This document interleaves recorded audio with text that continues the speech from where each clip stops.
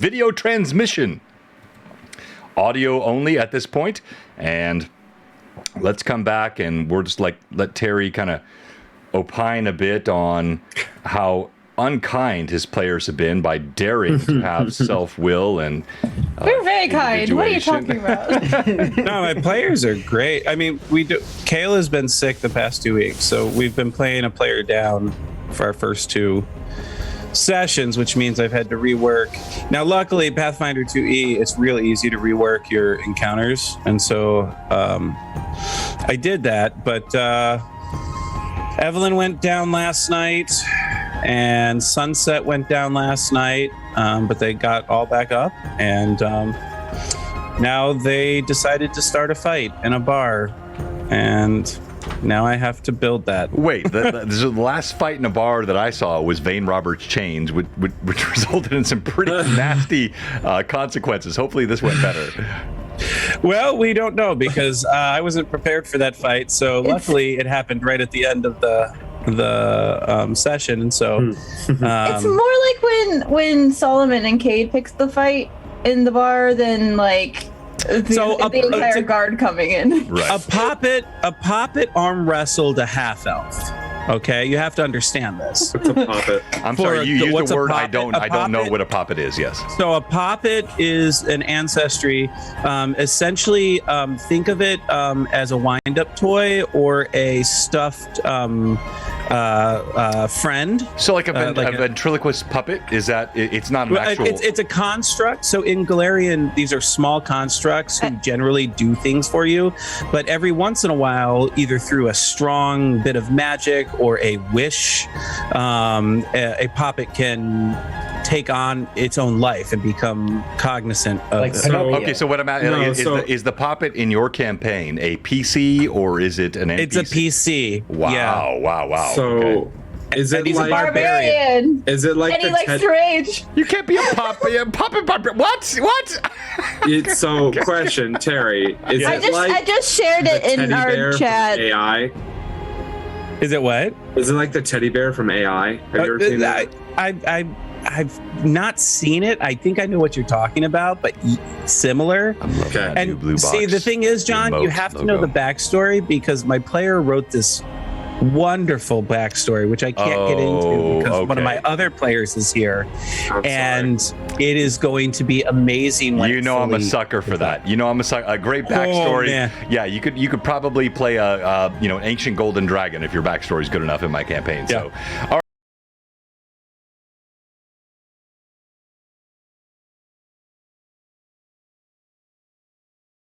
died. Sound weird. Or- Yeah, that was might I've change. never seen that message, but it's back now, so whatever. Okay, that's better. It was a Zoom thing. Yeah, it was weird. All right, so here we go with our sponsors. Let's just do a couple of these. We'll do some more at break. I'm committed to getting us on game quicker than we had previously. So on the audio, hold on. Yeah, are everybody hearing me okay? Yes. All right, good on the Zoom. Yeah. What about the Twitch stream? Yep, everything's good. They say an audio is fine. All right, here we go. Sponsors. Let's just talk about a couple of these amazing people.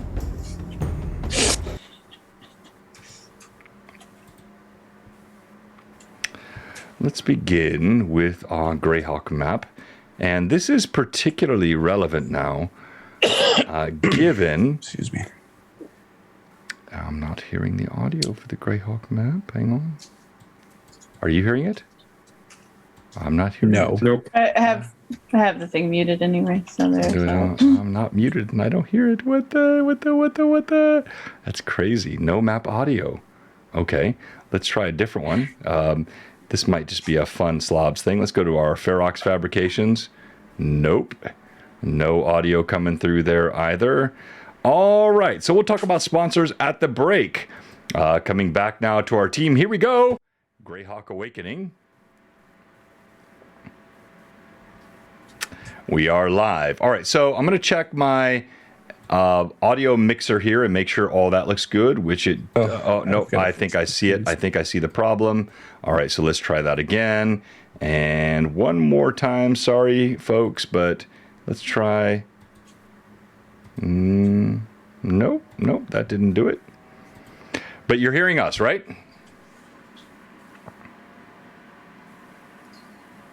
John's audio is bad. We can hear him fine. Pat, oh, you're such a jerk. Thanks, Pat. All right. I love Pat. No, I was Pat, doing the similar shenanigans in my stream last night. Pat's amazing. All right. No, I did not break the stream. Back off, dude. All right, so here we go. Quickly, what happened last time? Evelyn. All right, so we started off last time with Taldar and Alora outside of the city, camping out, with everybody else finishing their shopping trips involving melons and other items, with Naho getting his armor replaced. He picked up some leather and a sling staff. Phelan got a bunch of various things that he spent a bit of silver on. And then after the melon purchasing and the armor and weapon purchasing and all the various sundry items purchasing, the three of them moved outside of the city to meet up with Taldar and Alora. And actually, Spider was nowhere to be found, though she is also marked with the brand of Drax. She was sent off for poison and didn't come back. So what has become of the spider, we don't know, and I don't know if the party particularly cares. Wait. So let's just can we just like settle there for a moment? This is important. We don't know, but do we know? Do we have any suspicions? There were clues. And again, I think I'm the most like obscure clue giver in all of D&D, so maybe my clues just suck, but there were clues that might tell you where the spider is. Anyone? Clues? I will give 1,000 experience points to the PC of any of these players that can connect any clue I gave to where the spider might be. Have they been taken by the weird, creepy nun women? She wants to find an antidote. Nope. You're both out. She went. No. You get one guess. I'm sorry, Vivi. I was going to say she went to go find the wizard, the wonderful Wizard of Oz. Wait, but why? All right, so Evelyn, Rory... Find us to get to the heart, duh. Evelyn, Rory, and Terry are still live for this opportunity. So 1,000 experience points. If any... heck, I'm going to give... Let's do it this way. I'm going to add a giveaway into the chat. I will... Oh, dare I do it? No, I can't do that. I mean, you can. That's, well, I can, but kind of your prerogative. I shouldn't. All right, I will give. Gosh, Taldar looks so good. Every time. Taldar looks so Taldar. Anyway, so this gorgeous woolly mammoth mini. This sucker is. Ooh. I love this guy. I've not used him in a game. I want to. If anyone in the chat can tell me what the clue was that connects what the spider might be doing and why she did not return. Now let me go back to the players. The players, you have the chance to do this as well. She was going looking for the best foe in town. Ooh, I found it. I know where it is. Also, right? No, you're out. You're out. Vivi, you're out. You already guessed. You're out. So only Evelyn and Rory are live now. Not the dagger. No. No one's getting it so far. Oh my gosh, no one's getting it. I love this. Look, you might, if you don't like it, I'm sorry. This is my style of gaming. I love throwing out like obscure clues. Anyone? She went on to repent. So the question, Moose, is the spider vanished from the party. There was a clue that was given in a previous session as to why she might vanish. Did anyone pick it up? All right, Evelyn, Rory, you're the last two to go. Nope. And did it happen when freaking Phelan was interrogating her in the prison? No. No.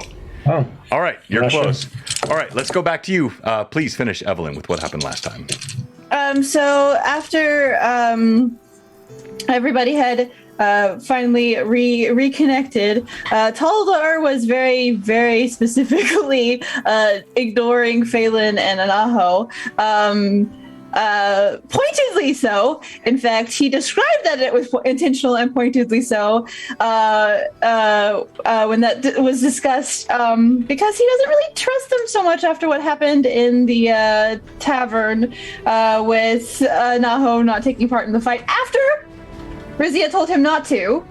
But still, Moira did fight, and so Taldar took a little bit of offense to the fact that she died and no one else was helping.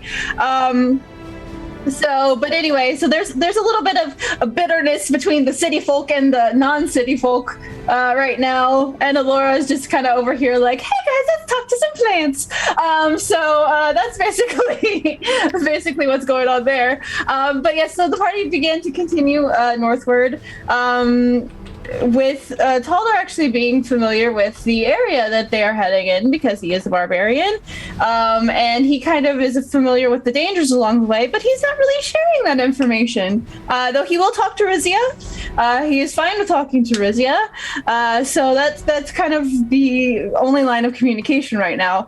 So the party made it to a certain point along the path where there was some nice cover, and they actually made camp for the evening after they had traveled a good distance out of Relastra. They made a fire. Phelan offered some dinner, though it was checked for poison, just in case. There was a bit of conversation that sort of happened around that very briefly. Oh, and before I continue on, before the party had actually left from Relastra, Taldar had been carving a warrior a young warrior out of wood. A hardish wood, not too hard, not too soft. But yes, he had been working on that. So that was a bit of a thing that was noted as well. But yeah, so we made camp around a fire. There's a little bit of conversation that happened. Some strange sounds were being heard in the distance. Alora listened to the trees and heard that there was a bit of danger and bloodshed and pain that had been going on in the area. And also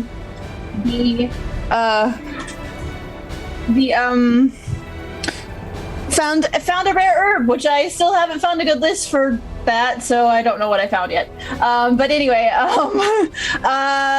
and then the next morning, after everyone had rested, the party regrouped and continued along the road. They noticed some strange things upon the road, and the barbarians actually felt like it might be a trap, and so they kind of went in a different direction and let Anaho and Phelan move forward to check that out, and we were beset by bugbears. So combat ensued. Lots and lots of stuff happened during this combat. But currently, some of the bugbears went down. Alora's down. And it's kind of, yeah, we're still in the middle of combat trying to make it out alive. All right. Wow. So fantastic as always. So we're doing something different here, Blue Box. We want to help our mods really track advantages and, gifts and whatnot. And so Phantom, Robert, I see you on right now. Everything carries over from last time. Pat draws in particular, you gave so much last time. That's going to hit in just a moment. He also just gave 1, 2, 3, 4, 5, 6, 3 advantages to Anaho. So congrats, because Anaho, yeah, you're in a bad spot, bro. You need that. And then also Tracy, thank you. Again, advantage to Alora. And then all the gift subs from Robert. So Robert, if you can help us track, everything carries over from last time. I have 3 full heals, I think, on my notes. I was given 1, and then there were... Yeah, other people who had, I think there were 3 total. I have that on my list here. Does that mean that because our advantages carried over from last time that we can have more than 5 right now? Yes, I will allow those to grow past that over session when you're in combat, or you can convert them to XP, your choice. Okay. All right. Thank you so much. Level 2, working on a level 3 hype train already. We're just getting started. So this is the Relastra map here. We're on Anna B. Meyer's incredible cartography. So this is just outside the Grandwood Forest in the Great Kingdom. Thank you, Wayne. Oh, Wayne, 3 for Phelan. Why? Why do you like Phelan? Oh wait, no, I was sorry, like, no. man. No. So Wow. Kaldar, which I think he meant Taldar, Kizia, he meant Rizia, and Phelan. Some of the fonts are a little hard. Yeah, I love it. All right, so each of you get one advantage, and I'm sure Robert's tracking those correctly.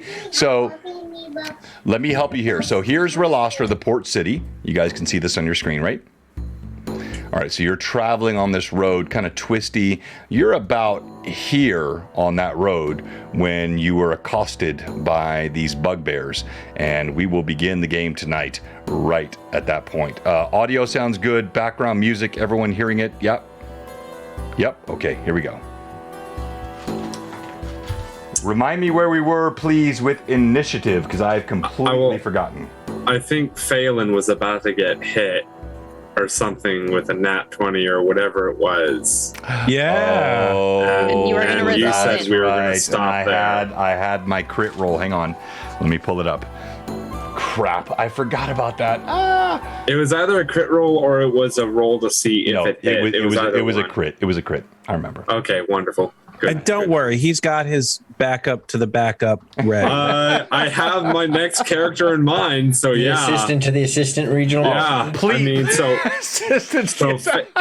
Phelan was running with this potion to get to Allura Oh, that's right. right. when this creature launched an attack on him. So Phelan. Thank you again, Wayne. Wow, another for Taldar and Rizia. everyone stop giving me advantages. It will not be carrying over to my new character. Stop that. Yeah, we will. I'm serious. No, don't say. Anything that's given, I will carry over. I think that's Okay. Hob, get ready. Let's You're getting go. more money. Thank you for the hype train already, Thank you, guys. damn weirdo. Oh, by the way, I have new You emotes. have samosas? Oh, sorry. Oh, you bastard. I love I bought a bag of like 12 and I've been like making my way through them. All right, so I have the 2-cam view back, which you guys told me you liked. So let's quickly go through our PCs here. So this is Anaho. This is Anaho. He has a bugbear. Wait. Hello. All right, let me kill both. Hi. They both frozen. Oh. It's all right. I can fix these quickly.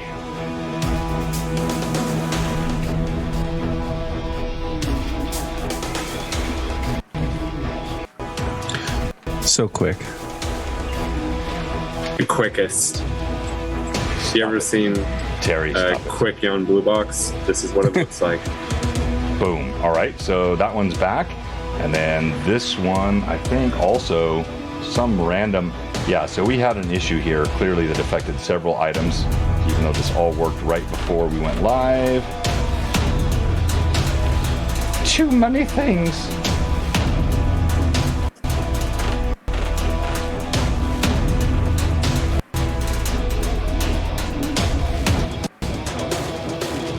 All right, now I have it. Oh, sorry. Oh, I was jamming out. Okay. All right. So here is Anaho. Anaho is face to face with a massive bugbear that has a longbow drawn back with a wicked-looking black arrow pulled. We have here another that is facing Rizia. He is still quite hale. Here is Phelan rushing toward the fallen Allura, and here is Taldar in the midst of bodies which have been slain and crushed by his massive axe. And now we begin. Blue Box Session 1066 of Greyhawk Awakening begins. All right, let's start with you, Anaho. As you turn your head, you see a massive arrow, good 3 feet long, being pulled back in a longbow with a black fletching on the edge of it. The bow tension makes even this massive bugbear shake, and it's aimed right towards you.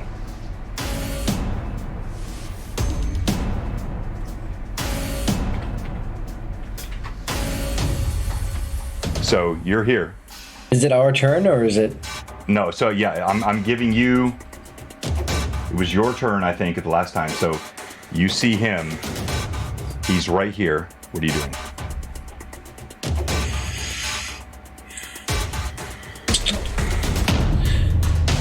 So, I think last time I had taken a shot on the other bug. I stayed in the same spot, but took a shot at the other one. Right. This guy's still here. Now you hear the footsteps and the. You turn. You hear that as the bow pulls back and a massive arrow. He's still stuck in the vines, right? They still have him. He is. He can't move, but his hands are free, and he's pulling back this bow and arrow right at you. Can I? So, I'm kind of in between these two bugbears.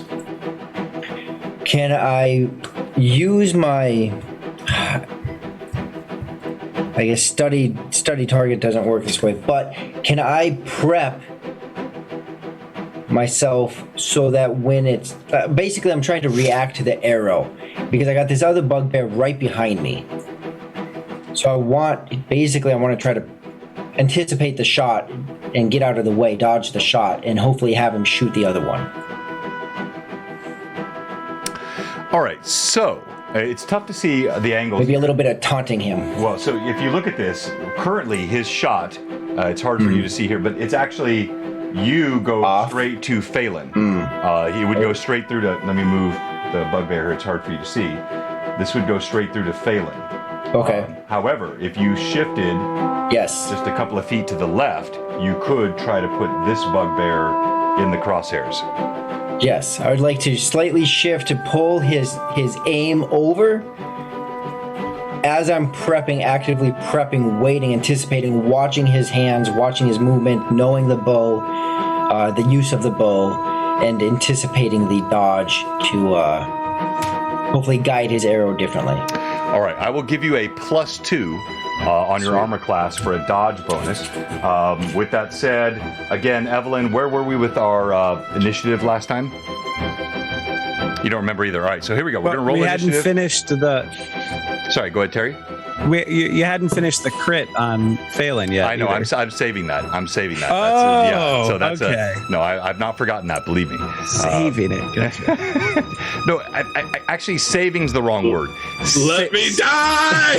Savoring is the word I meant. Not saving. Savoring. All right. That makes more sense. All right. So let's go ahead and roll initiative, and I will tell you what happened to Phelan once we have rolled initiative. DM has a 3 on the die.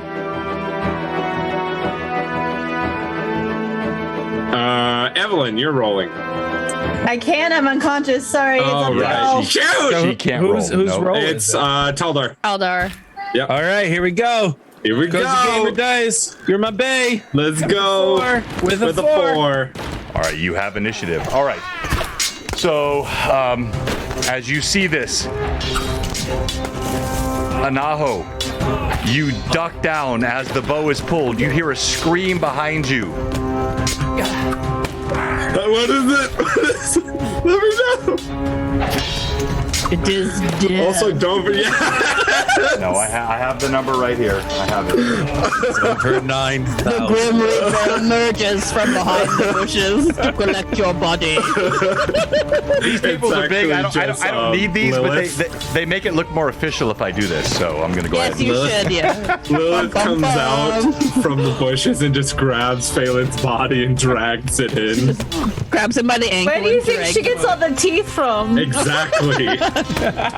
Hey, Phelan's got some nice teeth too. He's got some pearly whites. Ooh. Oh my gosh. I'm gonna start thinking up my new character. Phelan. As the bugbear leaps forward, this wickedly curved blade that it holds slashes deeply into your knee. It cuts your knee almost clean through the leg, severs the large ligaments connecting the bones of the upper and lower leg. You fall to the ground. You can no longer support yourself on that leg. You collapse beneath it, and you take. Hang on here. Here we go. Roll d20, please, No. and add your con bonus. So d20 plus your Let con it be bonus. high. Oh, it is not high.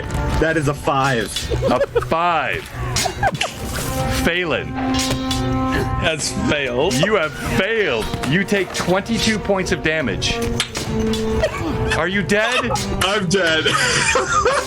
Like dead, or like I'm dead. I had 3 dead, HP.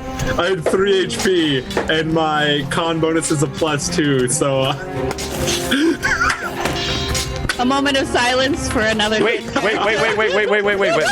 So, Oh my gosh, that's negative like so much. I know. yeah, it's negative Negative so a much. billion. Negative so much. Negative Like 17. So 19, it's I also think I been did negative three of it. 5 beyond my death. All right, but we had these heals, but I don't think that can be What are you relevant. doing? Phelan, Has been failing. I'm so sorry. Phelan, Oh, you see this, Nahu, as you kind of duck to the side, you see the bugbear that is engaged with Phelan, Rizia. As you are engaging him, you see his blade cuts through, catches him in the knee. Arterial blood sprays out in a fountain. He collapses to the ground and starts quivering and shaking as blood fountains all around. And now we go to the party. character. Pathfinder. So did the Hob is Did going the to kill me. bugbear in front of me end up Hob is releasing? going to kill me. My new character's name is going to be Succeedin'. Distant brother. Oh gosh, I did not want. You know, Hey! Hob is going to be able to support herself on this campaign. For the rest of her- Hob is so gonna true. have, She she's really gonna have will. kids somehow, and you're gonna be putting them through college. You will be hobbled. I like that, Ranger Harley. She will be Hob. Well done, Ranger. Gosh dang it! I already know what class You I'm know what? playing We though, so that's enjoy good. her artwork so much that we Yeah, keep we just need more of it. We just need more of it. All I'm right. excited to bring in my new robot ninja character.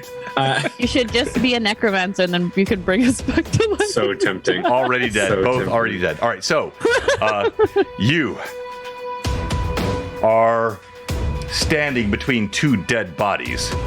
Of course you are, Taldar. You enjoy this feeling, even as you hear the screams of your friends and enemies. You watch Phelan fall. You see Elora drop to the ground as well as these creatures swell all around you. What do you do? Oh, well, I'm going to make a charge at the other ugly one.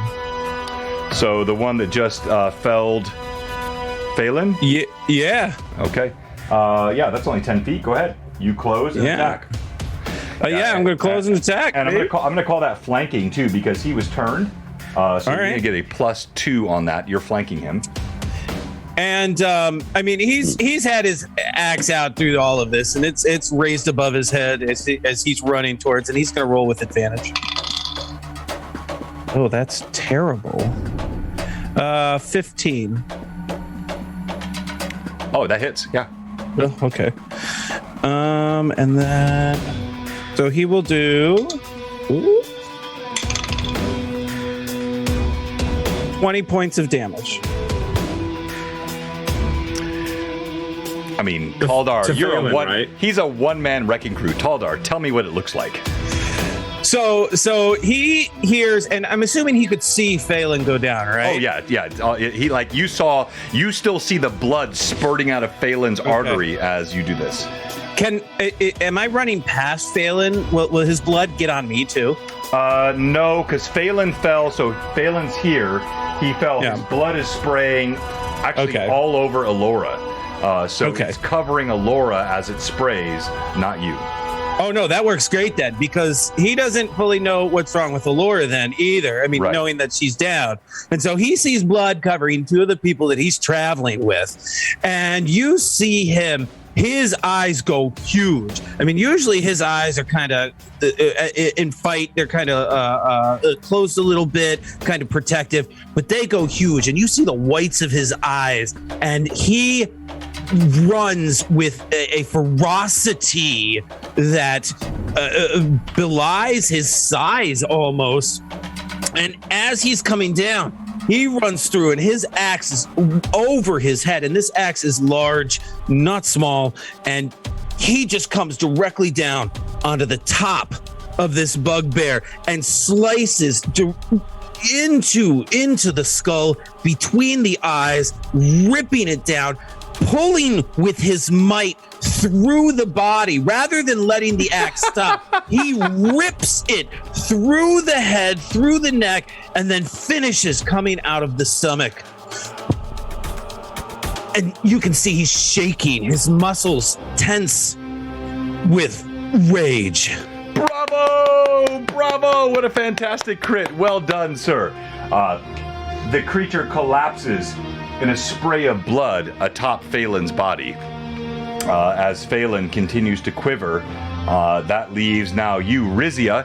This is simultaneous action, so I'll let you choose. Would you have been attacking that one, or you see also a Naho to your left, who is got this other hobgoblin, or bugbear, training on him with the bow and arrow? Just based on her knowledge, she knows that Talder can hold her own, and then just seeing both of her, the other people go down, she'll help Anaho. Be her. So she'll go over to that bugbear. All right, I'm going to call that... it's about 12 feet. So you can rush toward him, and then the decision is, does he turn his arrow toward you or keep it trained on Aho? He keeps it trained on Anaho. Go ahead and roll the hit. You said speaking is a free action, correct? Yes, Would I be able to just call out? Sure. I'll just be like, I'll just run to him like full bore, like double hand with my axe, and be like, hey! So you said, hey? Yeah. That was the... Trying to get his... Yeah. All right, trying to get his attention. Yeah, so... I said, hey, what a marvelous day. I've already made the roll. Kind of day. Yeah, There we go, he has the bow still trained on Anaho. Okay. It does not distract him. One of the great challenges in this world. I have melons. I should be like, look at my melons! But they're actual melons. I get it. Does that distract him? We all got it. All right, I'll roll again because that's such good role play. You say, look at my melons. And I'll roll again. Oh, it's a 1. Okay, he does. He pivots I said over. melons. I actually have actual melons. I know. I'm not expecting you to do anything here, but you catch his attention. The role play, it does. He turns the arrow towards you. Congratulations. Perfect. Thank you. All right, what are you doing? Okay. I guess it's my turn is over, Yeah. correct? No. Okay. No, that was only 12 feet. You can still attack. Yeah. Oh, I can still attack. Yeah, but I will attack. You put yourself in the entanglement, so please roll the saving throw against the entanglement, which is the DC what, Rory? Oh, no, it was Laura that Laura, did I'm it. sorry, yes. 16 reflex. Reflex. Thank you, Jay, for the host and the sub. Where's your reflex? Nope, 15. All right, so you are grabbed, which means now you have a minus to your armor class as well, but you can still roll to hit. Okay, I'll roll at advantage, please, to attack. Okay, I'll take that other one. 14 plus, where am I at here? 14. Oh, okay. 14, 15, 16? 16 to hit.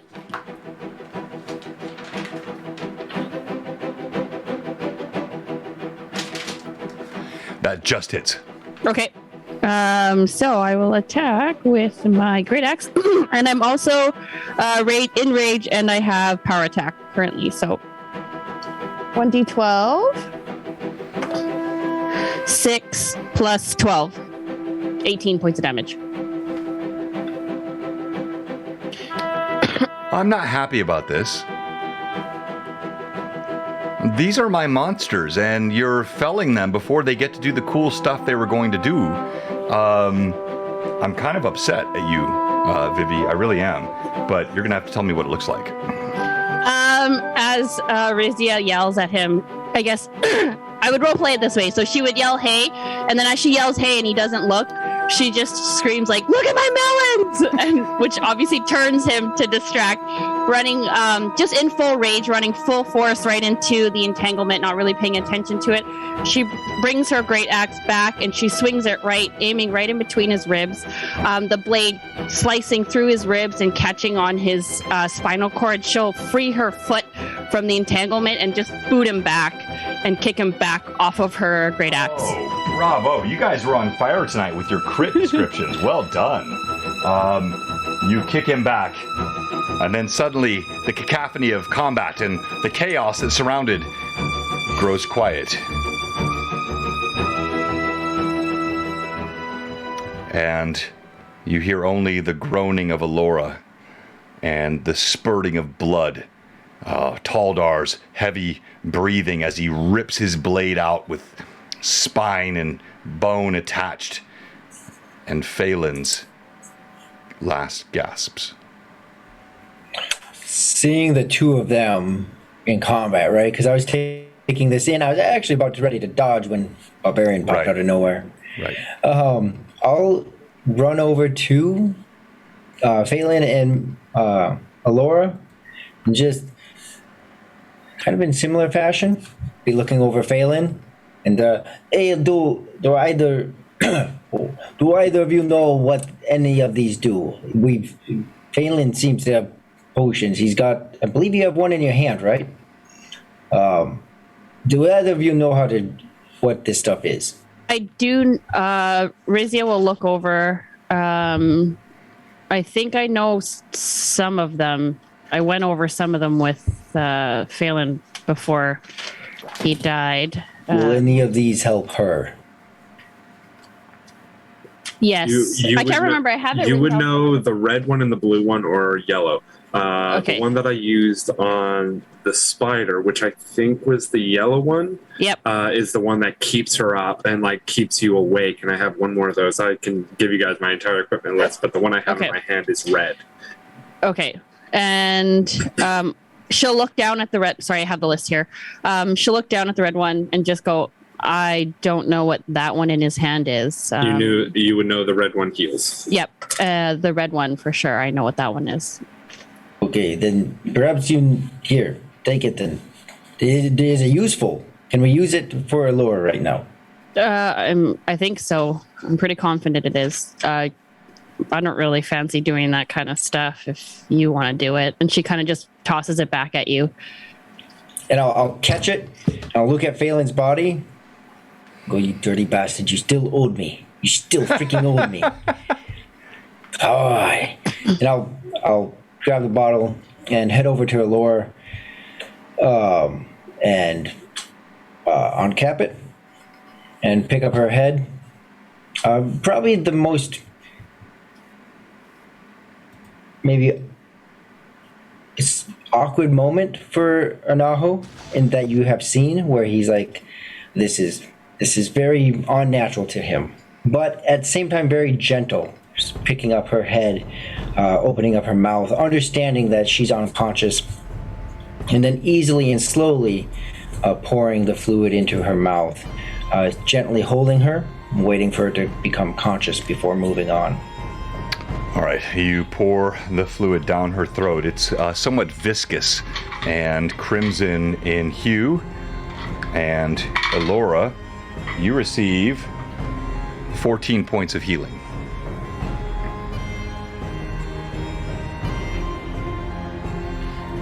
Eldar's going to go over to Phelan's body.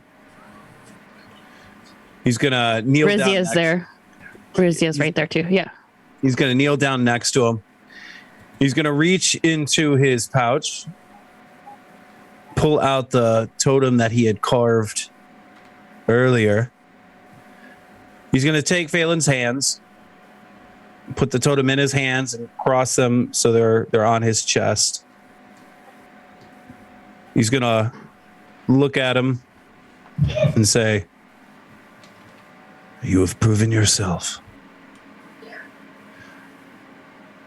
Unfortunately, you will not be able to prove yourself again." He just bows his head for a moment and then stands up, goes over to Laura. And Laura, you're still on the ground? Okay. He's going to kneel down. "Are you all right?" As she is healed, her eyes kind of open slowly.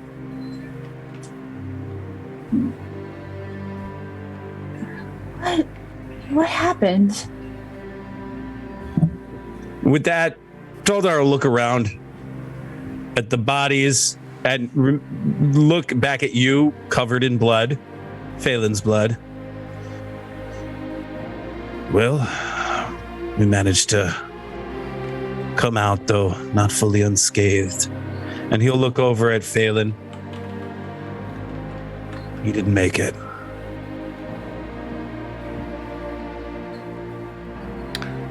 As you look over, you can see Alora. Major arterial hemorrhage.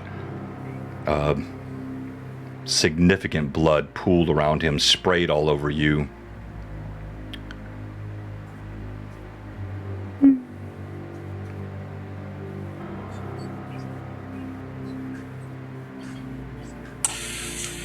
How did this happen?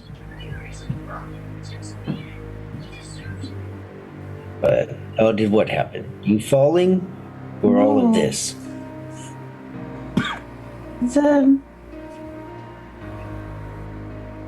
Phelan. How did that happen? Unfortunately, one of the bugbears landed a good hit, let's say. He And wasn't so- ready for it. Gotcha. And at this moment, Anaho will also kind of realize he's still holding your head, kind of, and lift you up. Like, "Are you good to stand up now? Here you go. Please, here you go. Please stand up." Yes, thank you. And she'll kind of slowly get to her feet. And she'll actually go toward where Phelan is and kneel down beside his body. And she will remove one of the black roses from her hair. And she will lay it upon him. And you see her do this, and she lays it on his chest. The final movement of his breast, and then he is pallid and still. And Taldar will look at it. Each of the people, each of us standing there and say, "We have to keep moving." Rizia will lean down. She's already at Phelan's body. She'll start to go into his pockets. She'll take any coin that he has on him. How many coins do you have? Well, first thing I would like to say is with my final breath Oh, that exhales, if you'll allow me, DM, Of course. Phelan dies with a smile on his face. That same rifle, happy smile that he's worn so many times, but with the final breath, you just see him smile. And you hear the name Liam. Liam. I knew it. Dies. Well, but Josh, you get well a done. ton of gold. okay. Like, as you're looking through his stuff, he's got so much stuff. She doesn't really care about anything, just more of things of value. So your coin, basically, you obviously don't have any weapons, so she's not interested in any of that. Just your I coin. actually have a really pretty stiletto dagger. Okay. That you would have seen. That's what I threatened the spider with. I have 197 gold. Jesus. Yeah. Yeah, that's Okay. big. That's big. Yeah. 221 silver, Let's go. and 170 copper. Okay. And then, yeah.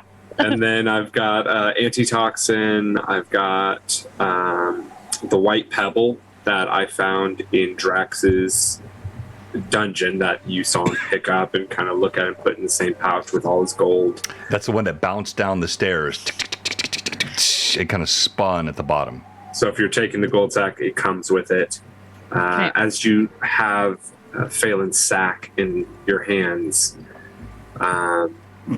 Yes. also Oh, wait, see- Terry! No, not you, Terry! You just no! Come on, Terry, stop! you also see all his baubles and pieces on him. He has the berries. He has all of the pieces he picked up. He has food. He has vegetables. You're phrasing. He has meat still. So if you want to take his meat and his sack, all yours. As I will much as you take- can take. Stop. Okay, Josh, stop it! You're doing it on purpose now. I'm a You're dead not- PC. you're I doing it will on grieve purpose. with my coping mechanism. I will take both Yes. Okay. because I Okay. can. Because I can. Cool. Like Shit. even if you just take his backpack, it's all in there.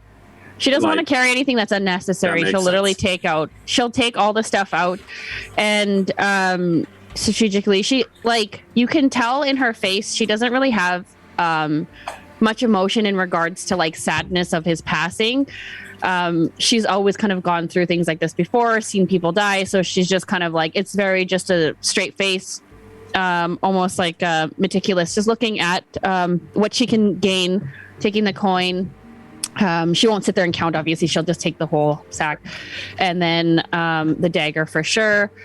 And then before getting up, she will grab his hand and look at his symbol on his hand. Ooh. Okay, you'll have to take his glove off. Okay, well then, yeah. It's Bloody a very glove. sultry process as you have to pull finger by finger. No, she will just rip it. She'll just cut the hand off, pull the glove. No, she'll just, she'll try to take the glove off. If it gives her any grief, then she'll just rip it right off. Making sure that when she took his hand, the totem didn't fall. The totem that Takes a totem. that chucks Talda. it. Just savage. What does his symbol look like on his hand? John. What does the symbol look like on his hand now that he's dead? All right. So as you look at the glyph upon his hand, right before your eyes, you see there was just a bit of the bottom part of the D that was slowly leaving. Now it just goes pale gray, turns to ash and dust, and is gone. Nothing more remains on his hand. So it's just a plain hand afterwards. Mm-hmm. Okay, good to know.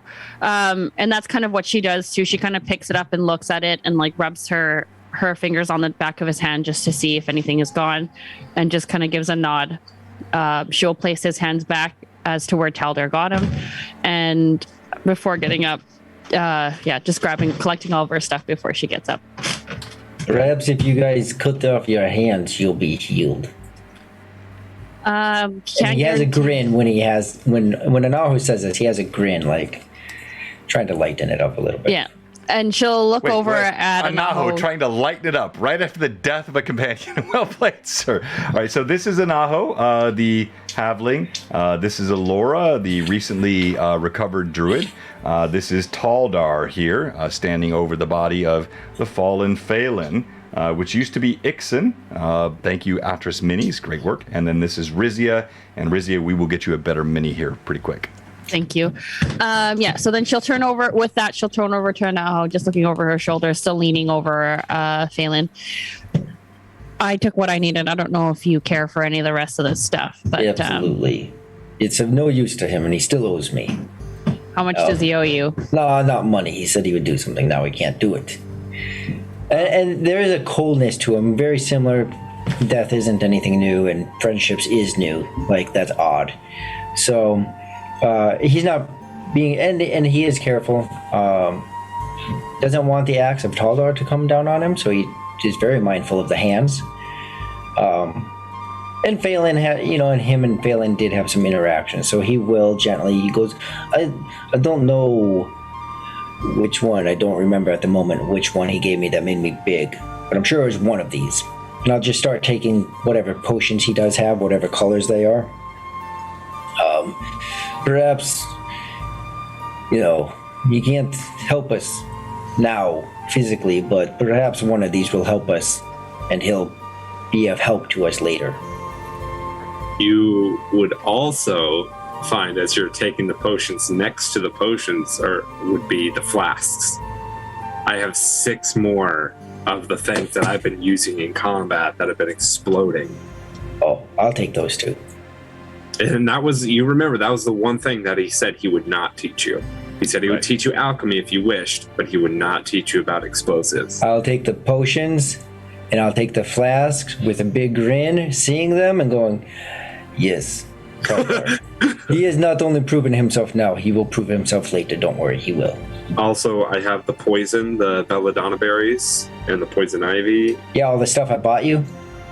Bought me. Bought you. I'll grab that too, because I also have some poison ivy, so I remember buying those things for you. Okay, I'll just send you a list of all the stuff I have, and you take whatever you want. Okay. Cool. Thank you, Blue Box. All right. Do any of those potions look like the one you gave me to become big? Yes. There is one that looks almost like mustard colored. It's like a brown mustard color, which is what I was mixing and kind of working with. And you find one of those. Sweet. Guessing game with everyone else, but that one I know. Yeah. Jeez. I suppose, do we, do any of you have customs for this? Do we just leave him? Do we bury him?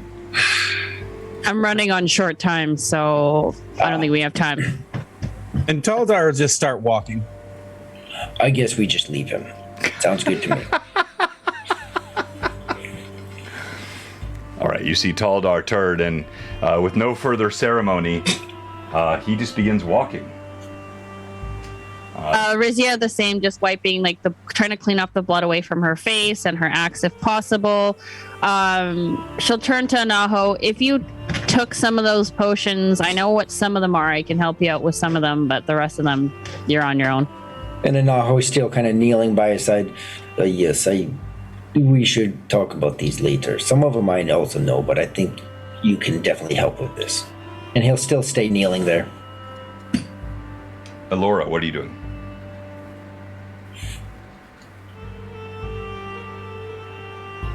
Sorry, I was dealing with a small child off camera. Before everyone leaves, Laura just kind of says, "Well, the earth and the animals will take care of what's left, so it's probably fine, mostly." So, and then she'll just kind of follow after everyone else. All right, so go ahead. So when they leave, Anaho is still kneeling there. Right. And so as they walk off a distance, Anaho will just lay his hand on Phelan's chest and softly, in that language that isn't quite understood by anyone, he'll just, your friend was the first that I encountered in this city. You were different. Interesting. May you be in peace. Thank you. And then he'll leave. All right, go ahead and roll D20, please. Naho. 3. All right, never mind. All right, so you head on the road. Actually, though, I must be fair because I do want to acknowledge the things that our viewers do. And so as you are moving forward, Rizia, you see you guys did not search these bugbears at all. They carry weapons, they carry armor, they carry some gold. But as you walk past, you do see the one right there on the road, the one that was entangled, which you slew, that had its arrow initially trained upon an aho and then turned it toward you, has a pair of white potions that seem to be iridescent, swirling on its hip pouch. Rizia would have no interest in potions anyway, so she would have just bypassed them. Either would Taldar. All right. So be it. There you go. Again. I don't care. I just got fat loot. Like, you think I care about potions? I literally got fat loot, and I'm about to die, so I'm just... All right, so I'm sorry to my my viewers, the Mad Chatters. Your full heals are still laying on a belt, but I'll figure out another way to put them in the game. The players just walked right past them, and you begin the journey again on the northward road from Relastra, and it is a strangely pleasant morning. Birds seem to chirp in the air. They don't seem to have any care for the death of Phelan. Hey, I had some care. I think he's talking about the birds don't have a care, right? Oh, That's what I meant, yes. Yeah. I understood, John. Thank Don't you, worry. Terry. Thank you. You got it, yes. And you start moving again on the northward road. And while we're moving, Taldar is going to continue to have his axe in his hand. He will no longer put it away on this trip, having encountered what we had just encountered. He's going to walk at kind of not a fast pace, but he's going to walk at a pace that allows him to continue to perceive the area around him. Because after the first attack, he's a bit more wary about the road ahead. No, that makes sense. All right, so Taldar at the ready, holding out his axe as you move forward on the road. Phelan's blood cooling in the dirt of the Great Kingdom. And as you move further toward a town none of you have actually been in, Ernhand is the first town along the road. In fact, let me pull that up here. But you, when you came here, Taldar, you passed through the swamp areas and avoided the towns. Everyone else came from eastern or southern areas. So Ernhand is still probably 2 to 3 days of travel along the road. So tell me about your marching order. But Taldar is going to be in the front at this point. Okay. Rizia would look back at Alora. Hey, how are you doing? I'm fine. Would you feel more comfortable in between Taldar and I? Probably. Okay. And then she'll let Alora be in between. All right, Anaho, are you bringing up the rear? If you don't want to, she would be comfortable too. She'll take wherever. Let's see. So, for the moment, just in the beginning, Anaho will sprint his little legs up to Taldar. Brave. He is very brave. All right. So if you're looking on your screen now, we've switched from the physical to the virtual tabletop. So this is Taldar. You should recognize him at the front. This is Anaho, our little halfling. This is Alora. Kind of went hard on the druid thing here, but I kind of like that mini. That's kind of cool. And then this is Rizia now from behind. As you move on the road heading north, it is summer. It's fairly lush here, and you can feel the wind blowing off the coast. Birds everywhere, small animals. It's as though the evil of Relastra cannot touch the open wildlands. Even as you have seen a comrade slain, nature still presides. As you move forward, you hear the scurrying feet of the halfling behind you. Taldar, are you ready to talk now? He's going to look down at Anaho. No. And he's going to turn back forward. Is that a guitar I'm holding? It always has been. I waited till somebody noticed. It's but just That kind of axe. I can't believe you never noticed that till now. It's always been that way. Now I'd like to riff. so we do have Hero Forge minis coming very soon, but they're not here yet. So yes, that is a massive mandolin or whatever that is, and you've always had that. Yes, just pretend it's a huge axe. I've got it. Wait a minute, is that a guitar I'm holding? So Taldar will look back forward and continue walking. So after that, you still don't talk. You hear the halfling kind of scurrying behind you, his footsteps packing along the heavy dirt road. And there's an edge to his voice. Like, Taldar, you're intuitive. There's something edgy about this. And Taldar's going to keep walking, but he's going to say, there's nothing to talk about. Okay. Well, let me know if my direction needs to change. And Anaho will move up 20 feet in front of the group consistently. Okay. Just trying to maintain distance, but doing so to kind of just be a scout for the group.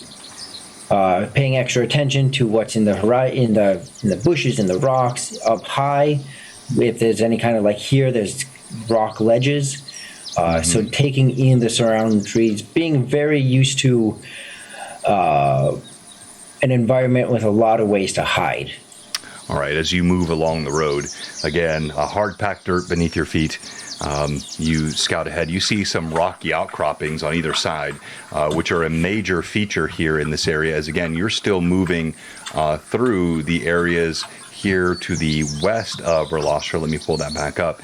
So you can figure, without a map, you're somewhere here, still moving through the western area as you will then turn toward the north. And so you see heavy rock outcroppings as you move forward. Go ahead and roll D20, please. Okay, well, based on my last one, I'm using advantage this time.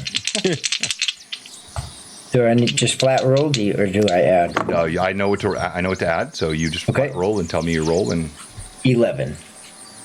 11. You walked, I did not mention this, but you also walked past the body, which was initially laying on the road. That was sort of the thing that grabbed your attention. As you looked at it, you saw the body was naked, looked like a middle-aged man, stripped of all of his garments. And now as you move forward north on the road, or west and heading north soon on the road, you see there's heavy foot traffic here moving back and forth. But you see there are fresh tracks, look like horses, within the last hour have moved along this track.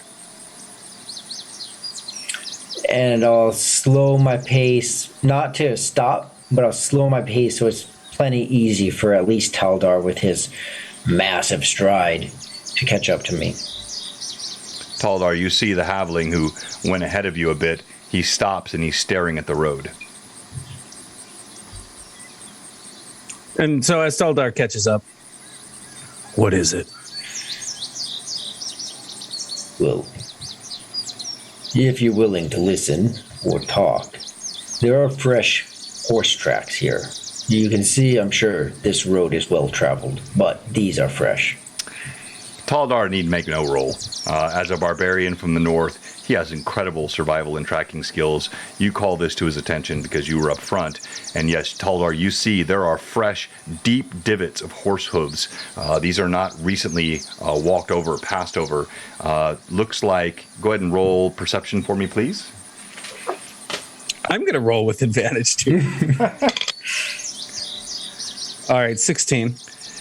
Yeah, so you're confident there were 4 to 5 horses that passed by this way in less than an hour. All right, so John, and by the way, one more. I'm sorry, one more detail.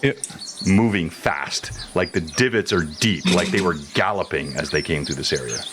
And you know my backstory and my understanding of horses. Right. Would I be able to tell via the tracks? I mean, you said they're moving fast. Would I be able to tell the size of the horses based on the size of their hooves, and whether that would then translate into war horses or something more mundane like horses carrying or pulling wagons? All right. So again, the divots I mentioned already, but yes, definitely with your skill, you're able to tell there were 5 horses as you look down, and no one else can tell this. Taldar in particular has skill in this area. 4 of them riding horses, moving very quickly with riders atop. 1 of them a pack horse, heavier, carrying a heavy load. No wagons, no war horses, all riding horses and a pack horse moving swiftly west, and then. And I'll share that information with Anaho since he's there, and I'm assuming the other 2 will be able to hear me because they're not too far behind. And he'll just so Taldar will kind of look at the tracks. 5 horses, 4 of them with riders.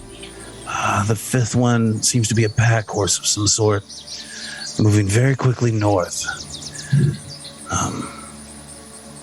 Though I wonder, because we've been following this road for a time, right? I mean, we've been on the same road. We haven't. Yeah, it's been about a little over a day and a half. Yes. Okay. I wonder where they began their journey. I don't know. We should be mindful as we continue moving forward. Have you encountered a convoy like this before, or any particulars that I should look out for? I'd imagine if they're riding fast, well, they're well ahead of us, no? They could be, but you never know when a group of riders will stop. Understand, though, these don't appear to be war horses of type that I've come into contact with in the far north.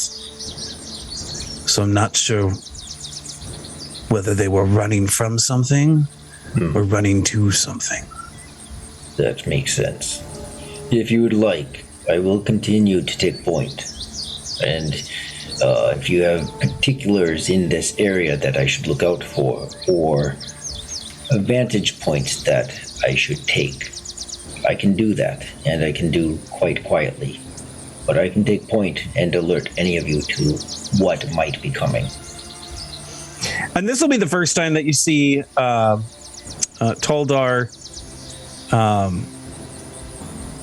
doesn't look at you with a sense of disgust, major disgust. I mean, there's still a little bit of minor disgust, but he will nod at you, and that's it. He won't say anything else. He'll just nod at you. Sounds good. I will move forward then. I will keep a distance, and it'll be 20 to 30 feet at any given time. So I'll keep distance and see what I can notice. As they're talking, Razia will kind of lean forward and just tap Alora on the shoulder. Again, being a little bit more strong-handed than she intends to be, so it's just kind of like... Alora, what do you think? What are the plants telling you? I could go listen. Probably not a bad idea.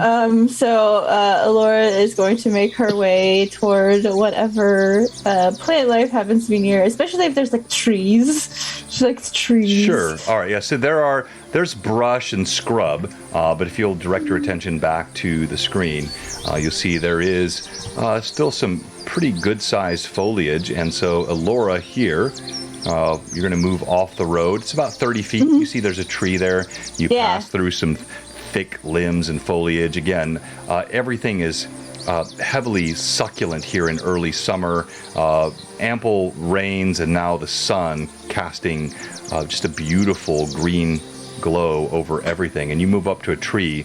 It's got a thick bough, somewhat craggly with bark. You can see the stone behind it as the rocky outcroppings of the lone heath stand behind. And the tree's boughs cast shadow over you as you walk past them. And she'll gently kind of, hello. And she'll kind of reach out to the bark, and she'll like gently like lean her head forward until her ear is pressing against the side of the tree. And she's just got her face kind of pressed up against. Is there anything you would like to tell me? All right. And is there a roll I should make? A DC check? A roll you should make? Make sure I do this correctly. As Alora's doing that, Rizia would just stand guard, basically. She's going off the path, so she'll just stand guard just to keep an eye out, making sure nothing comes for her, obviously. All right, so you kind of step over to the side here, perhaps between the rocky outcropping. You can see Rizia here standing right beside this, and then Alora is pressing her ear against the tree. She would give her enough space, obviously, to do her thing, but and before leaving the path, she'll just nudge Taldar and just be like, she's going to go talk to the plants to find out some more. And Taldar will nod to Rizia. I'm not sure exactly what I would be rolling for. I do have, my nature bond and my wild empathy, but the wild empathy is for animals, so it would be my nature bond, I guess, but it doesn't give me a specific roll to make. Hang on. So let me pull this up. One moment, please. By the way, this is a long night or short night, Vivi? It's a long night, right? Long night, yep. Long night. All right, good. All right. We'll take a break here in a moment, and we have giveaways tonight as well, and lots of role play to come. All right.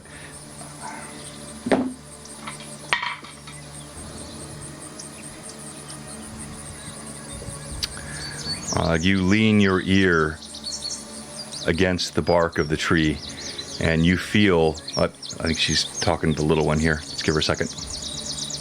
Listening. No worries.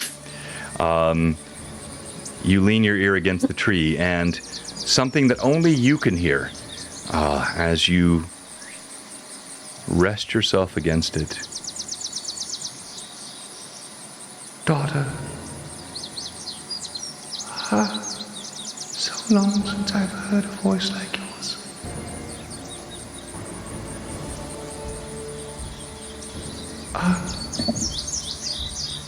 Are you a Faye? No, not Faye. Not quite.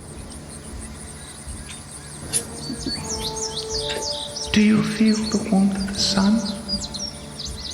Does it not give the glow upon your branches and leaves? I have no branches or leaves, but I do feel the warmth of the sun.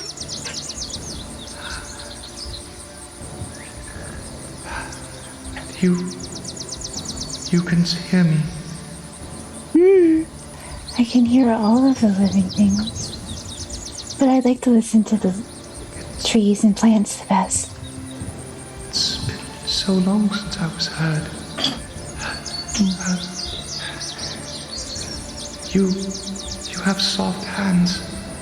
Your branches and leaves are tender. Yes, I suppose.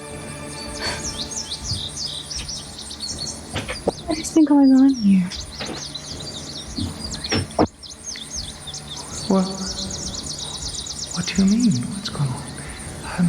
The warmth of sun-time, the wind, and the cries of mortals. Always the cries of mortals. Yes. We've seen a lot of pain and distress. I don't like to dwell on such things. There's so much beauty in the world. Why dwell on pain? If the pain is harming the balance, we must help solve that. Balance. Yes, life, death.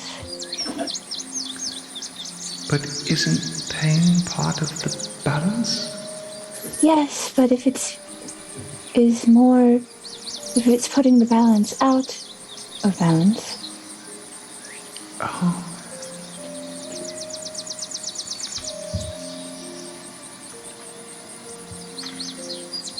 Go ahead and roll diplomacy, please. All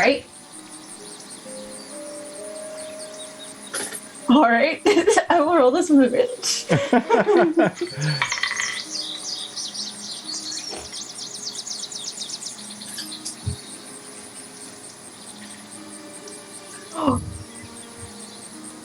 Of course. No. Really?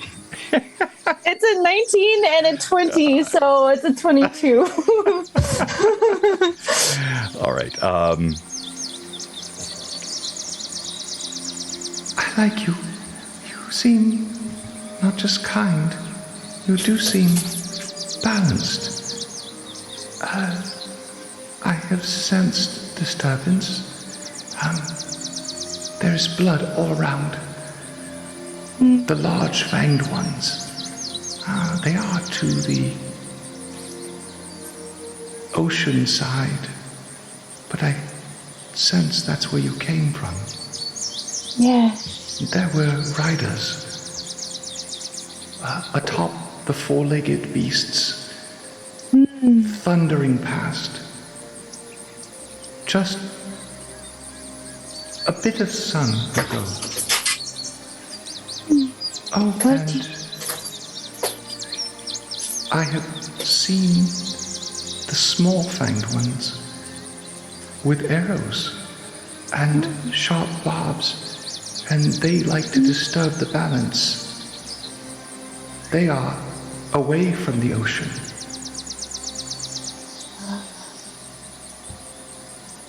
Very well. Thank you. And before she steps away, she will just kind of press her hand. She backs up a little bit, but leaves one hand upon the bark of the tree, and she will speak a few words in Druidic, as basically a prayer to Valerie, and a blessing upon this land. And she'll move back to the others. All right, as you do this, hang on here. All right, you speak your blessing. As you speak your blessing, you also feel a connection, a resonance with the land. This is not the first time for you. This is the meat and drink. This is the lifeblood of your existence. And as you feel this, you hear in your own mind, and blessing upon you.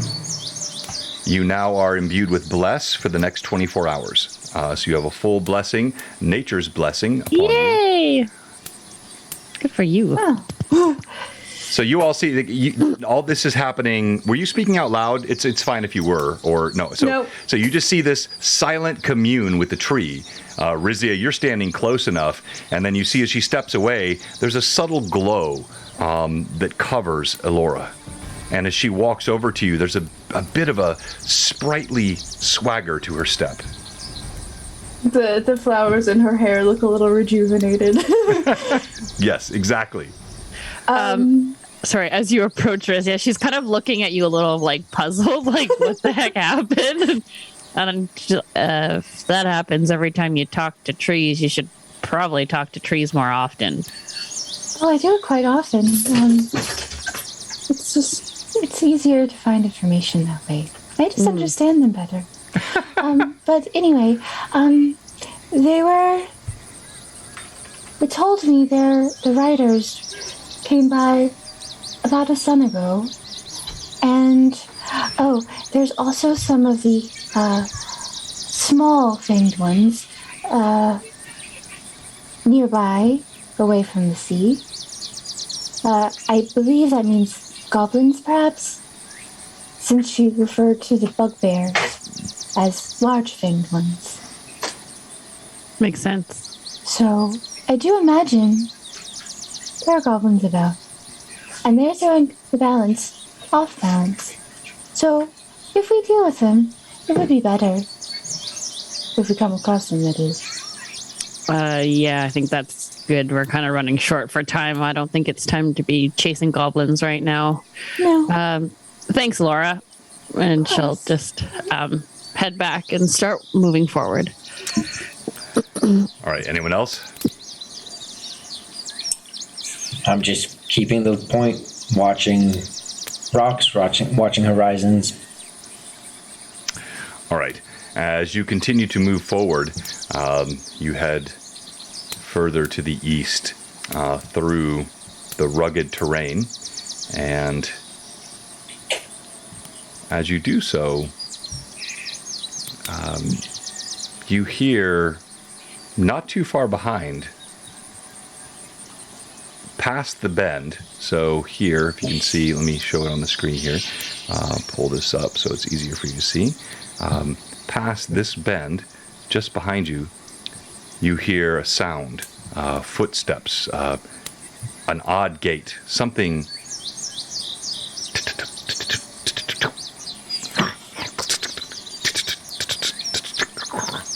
coming up from behind. So, like, Rizzy is hearing this? Because I mean, all of you. It's beyond the bend, so you can't see what it is, but you can hear it. It's not being silent. It's not being clever, but it's out of sight. But you can hear it.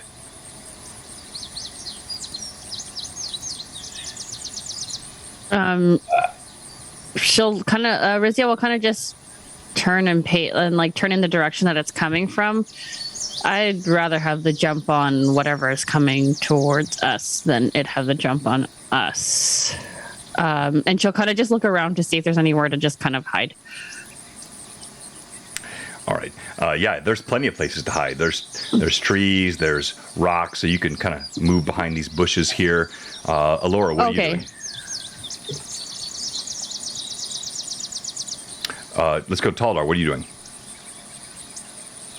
Goldar's going to take Rizzia's lead. He's going to start playing his guitar as he moves to a location that he multi-classed in Bard. Stop it. Don't mock my minis. All right, what about you, Anaho? So, from the direction... So, Taldar, are you out in the open or are you hiding? I'm hiding as well with Rizia.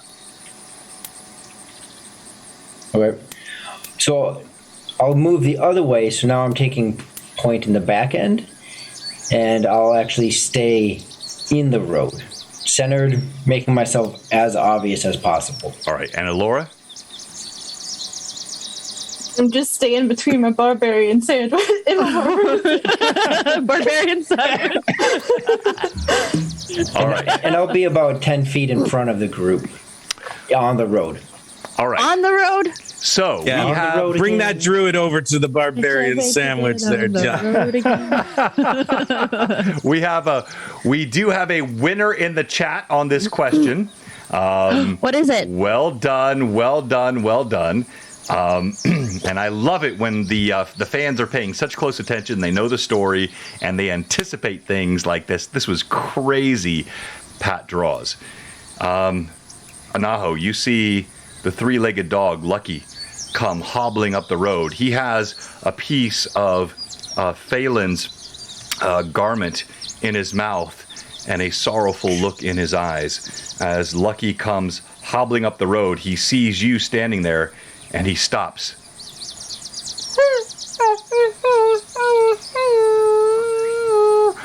He looks up. He drops the garment and just lays down in the middle of the road. Right in front of a Naho there? Yeah. What?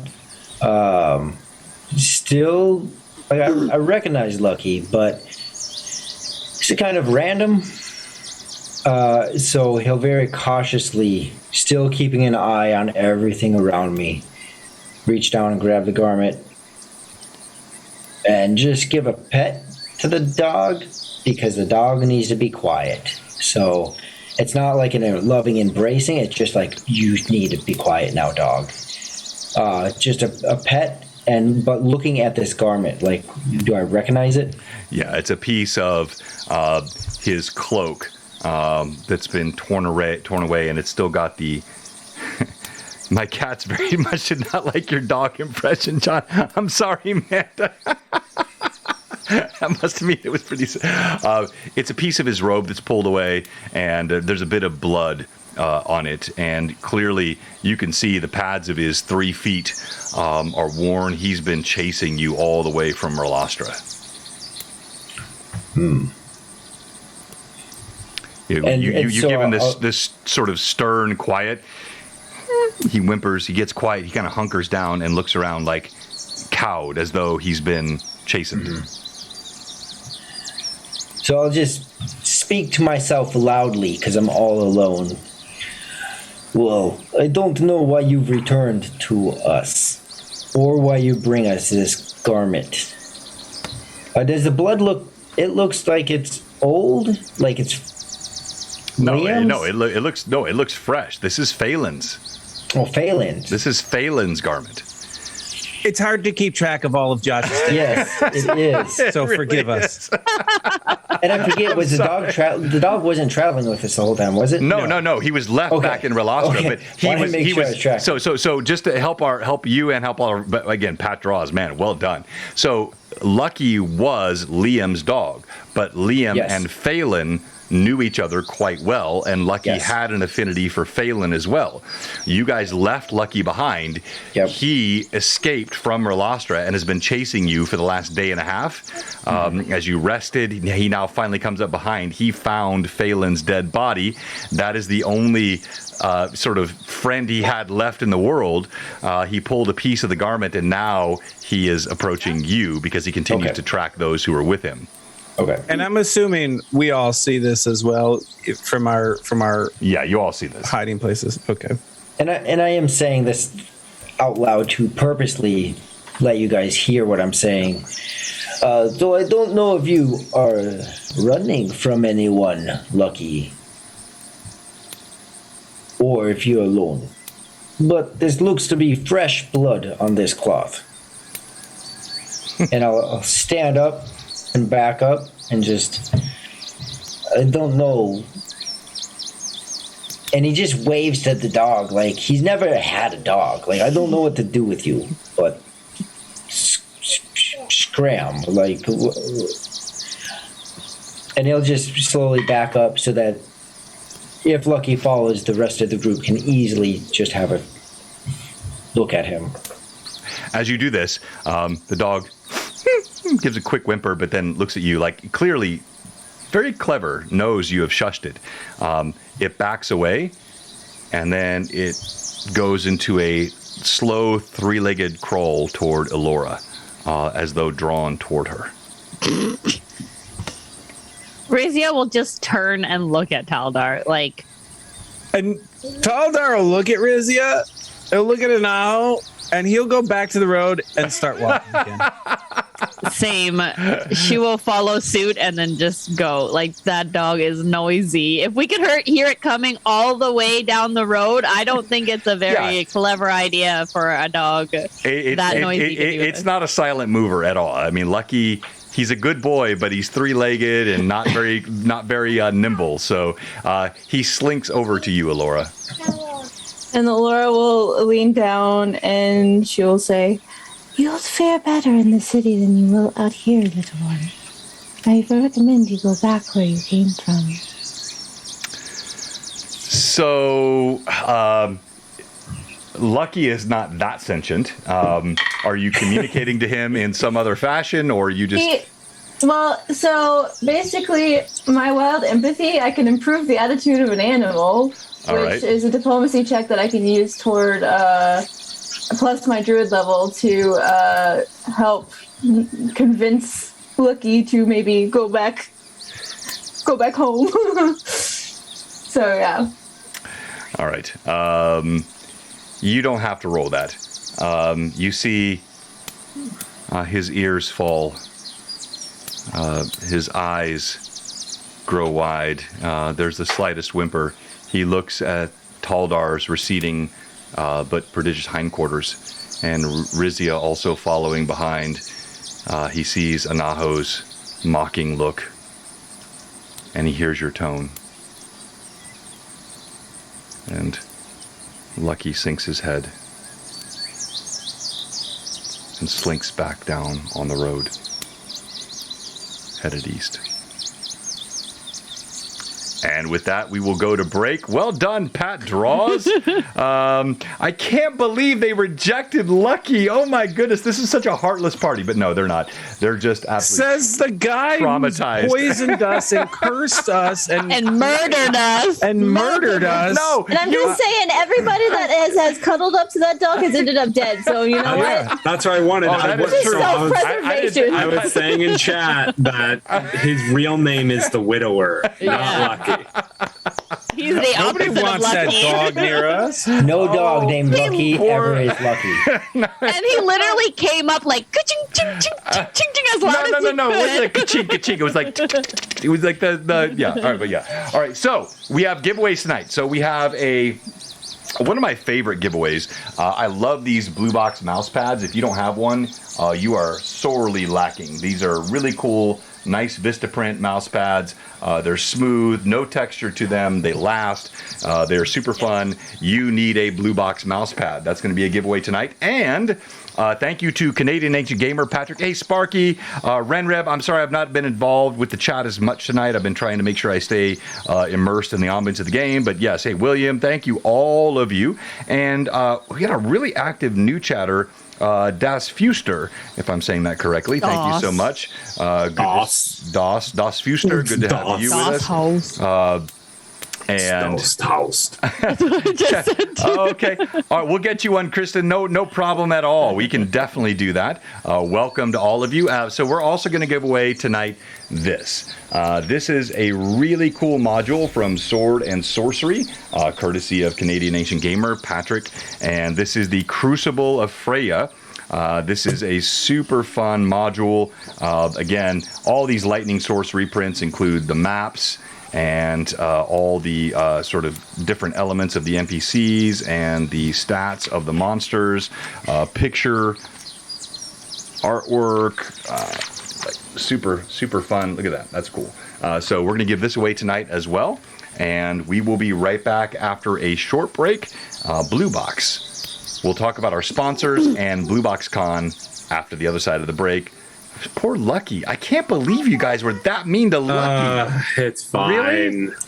It's fine. It's like the ending of an age. That's what it is. It's I think like he just needs to go. the closing of Liam and Phelan's story. As Anaho kills Lucky from afar with his short bow. It was well said, though. Not even Lilith would have wanted to keep Lucky. Oh.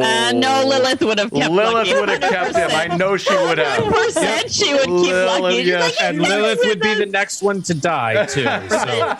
she would totally accept death. She's just like, this is a dodgy. It's too bad. Look at how cute He was a good He's boy. so He cute. wasn't at fault. Liam charged up into a spear on his own. Lucky had nothing to do with that. But in any case, someone also mentioned So Josh, before we go to break, I've got to say, this is clearly a setup. Yep. You introduced me to Hob. Mm-hmm. Hob became my sponsor. I pay Hob for the fresh artwork. You keep dying every 2 to 3 episodes, encouraging more artwork from Hob, supporting her retirement. So you are found out, my friend. I didn't tell you.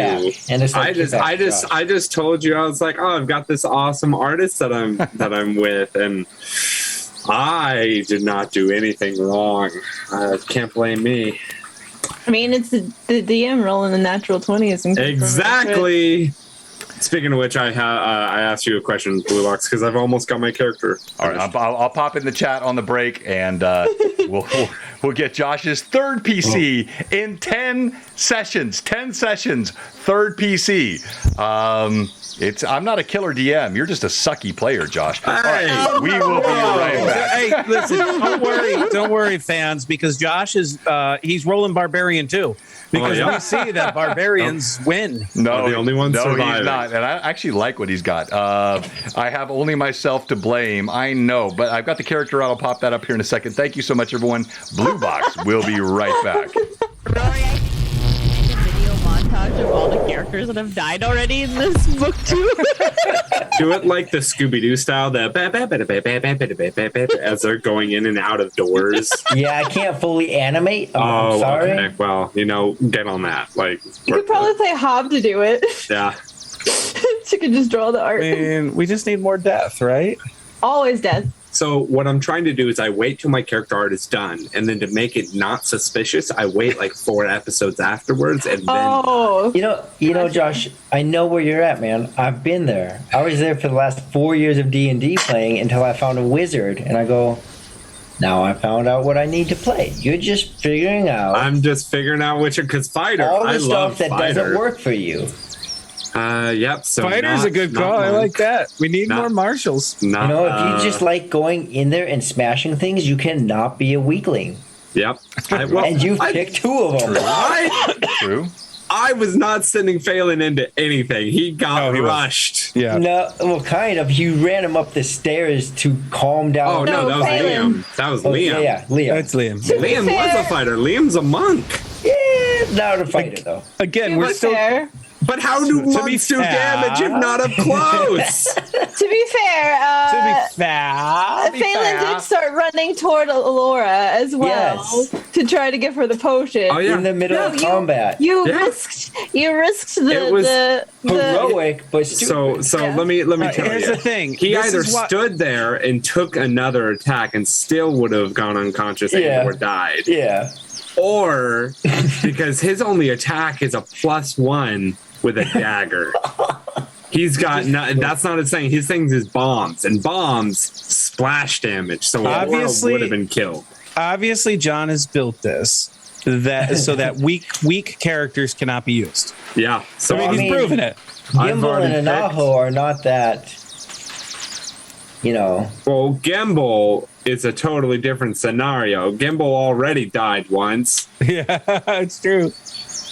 Yeah, but he came back to life. So sadly, Phelan doesn't have a group of half-elves or a thorn to shove into himself. Also, he doesn't have a party that necessarily likes him. So, exactly.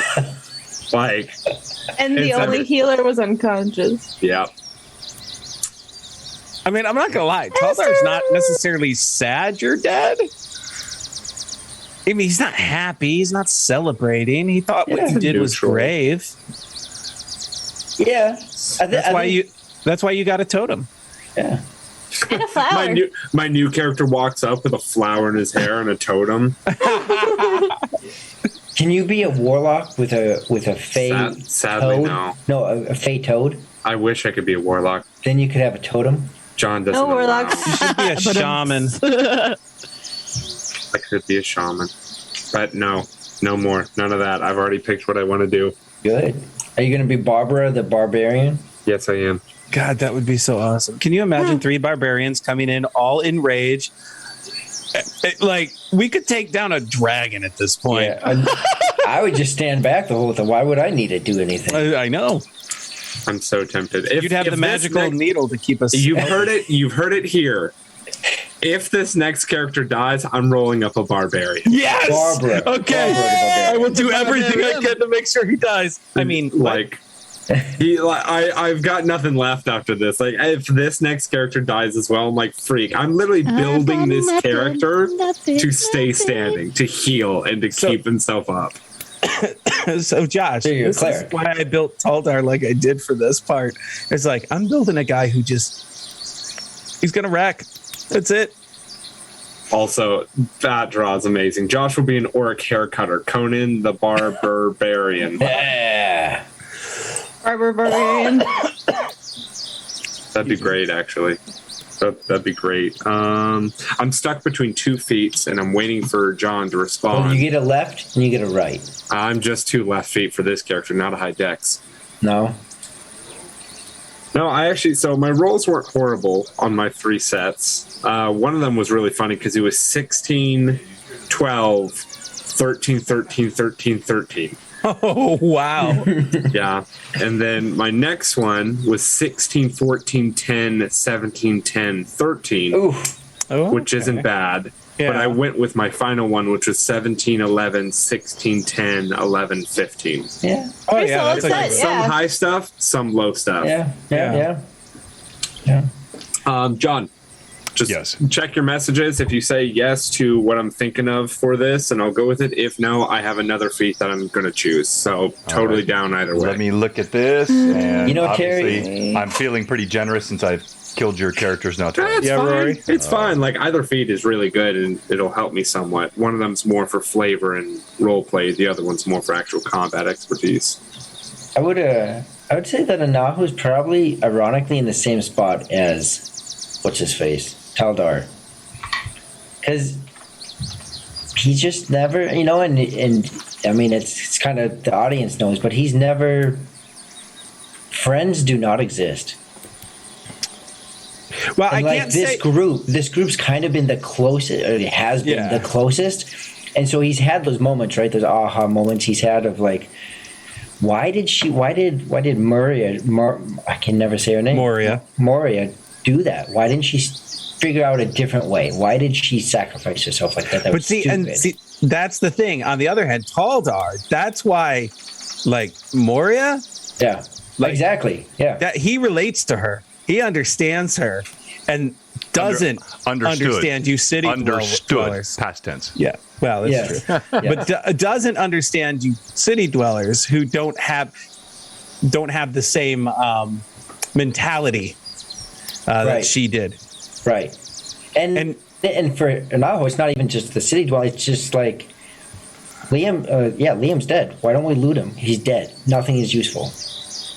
Right, or nothing he had on him was useful. Well, I mean that's true too. But then even now with that was Liam, and then Phelan, same kind of thing. Is like, except he got hung up by being a friend by giving the potion because someone gave it back and didn't let him loot the gold. And that is why Phelan got a totem. Well done, Phelan. Well done, Phelan. Missed it. Why did he get a totem? Because he proved.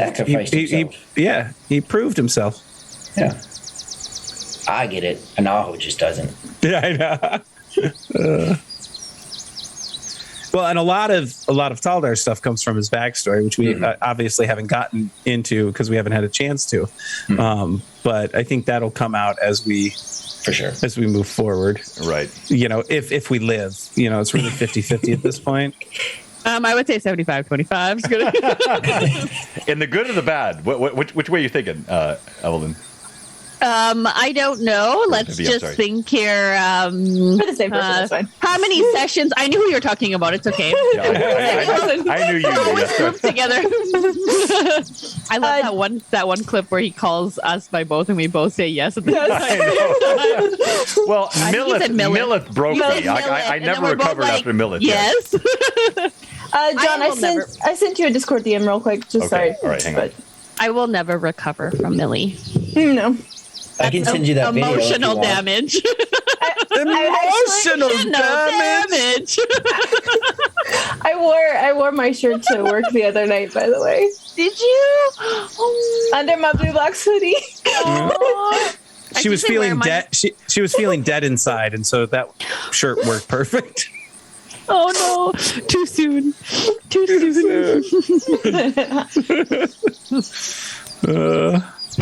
All right. Here we go. Blue Box coming back live. I don't know what the heck I'm going to do. Fan art. Well, apparently you just killed the player too. I mean, Josh was gone. Oh no. Okay, I'm sorry, Josh. I didn't mean to kill him. He's supposed to kill the character. I know, just the character. I didn't mean to kill him. Always only the characters, not the players. Vivi, look at the fan art. Okay. Yeah. I'm pulling up the fan art now as well. There's two. Hey, John, did you see the meme that I put up? No, I've not looked at it. I think you should look at it. I like to get It's amazing. It's meme worthy. It is meme worthy. Look at my big melon! Come on! Oh my god! How did you do that? Wow, that's awesome. Yeah. Okay, I got it. Yeah. You talking about the meme or the fan art? The meme right now. I'm looking at the meme. So Photo editing queen over here. Well done. Let me pull that. Although out. you did make it so the guitar's going through my hand rather. You know what? It's a meme. It's a meme. It just means you're It's so not supposed to be connected to perfect, your but art. You're just that connected to your art. That's You're all it so is. connected. Yeah. I love it, Pat. Well done, man. All right. I was like, hey, look at my melons. Look at my melons. These ones over here. Look at these big juicy fat melons. All right, Vivi. All right, and then the fan art. Let me pull that up here real quick, and we'll be right back in just a moment. You had a 3-8 bad hat trick, Liam. And Oh, this is so sad. Oh my goodness. This fan art, Pat. This is sad. Which one? The first one that he did tonight. Yeah, the first one, the rip. And then let me pull up the second one. 2 out of 3 ain't bad. Yes. Exactly that, Evelyn. All right, and then this one.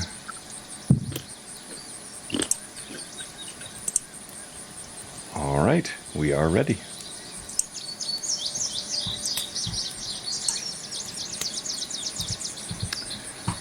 Did you check your messages? I did. Okay, cool. I responded. Is there another one? Hang on. I sent you another one. Okay. Sorry. hang on. No, that's Hey, you can respond whenever. Just no, wanted no, to no, let you no. know. That's good. So let's see. Love you. You're amazing. You're cute. I like your butt.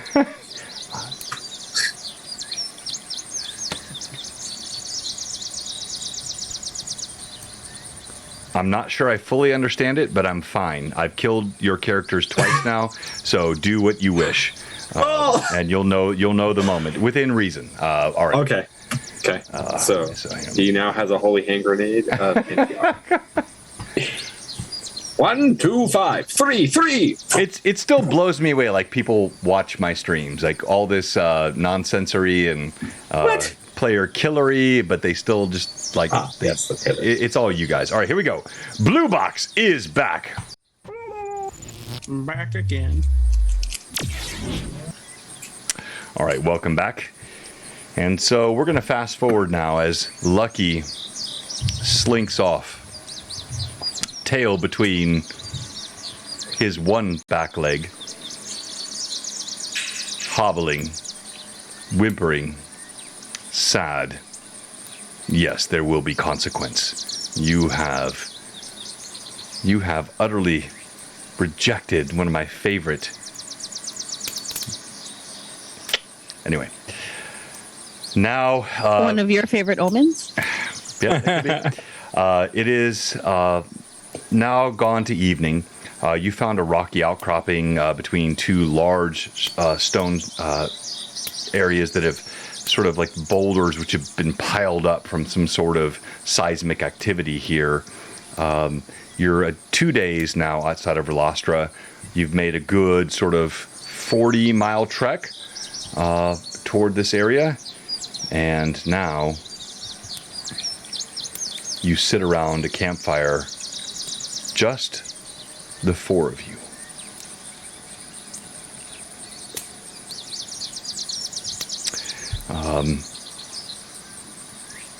You hear the sounds of the night. There is still the sense of loss, even though this is a battle-hardened group. Losing friends is still impactful.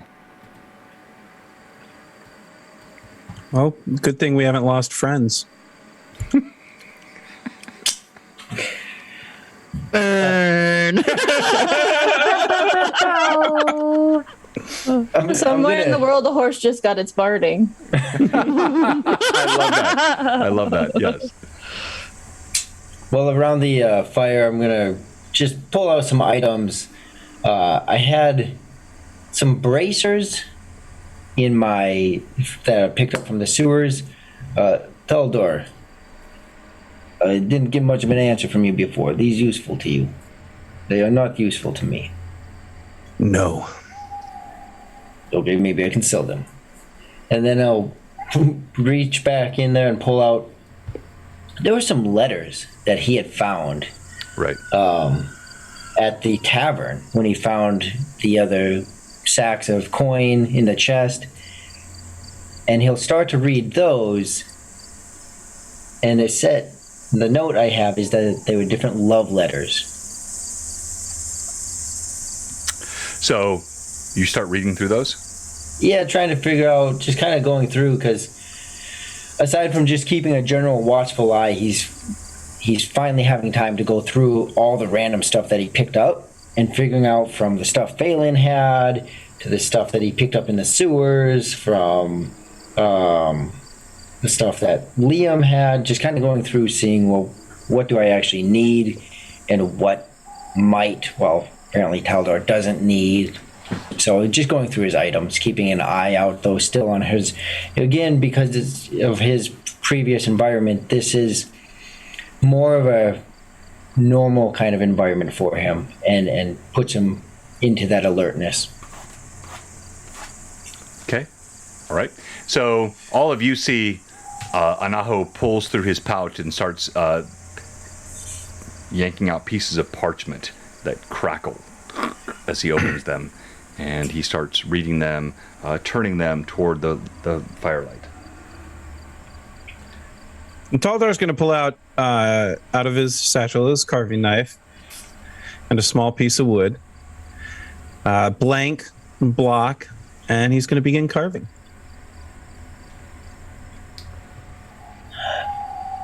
You know, Taldor, I actually might have something.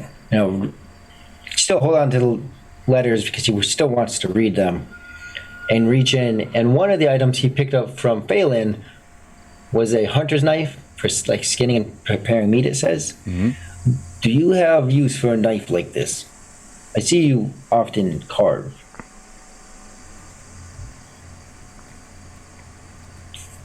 I have my own carving knife. Yes, I didn't know if you wanted another. And he'll look at Anaho. I have no use for this. And he understands what Anaho's trying to do.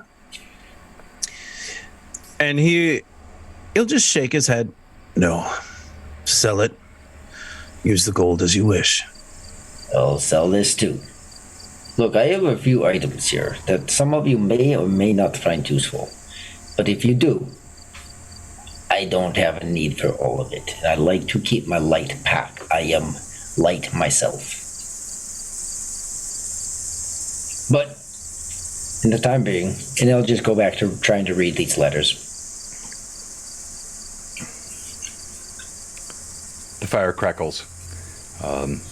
Amber light cast across the stones. Even in summer, it's a bit chill here. And you do feel a sense of, all of you, no roll needed, something foreboding.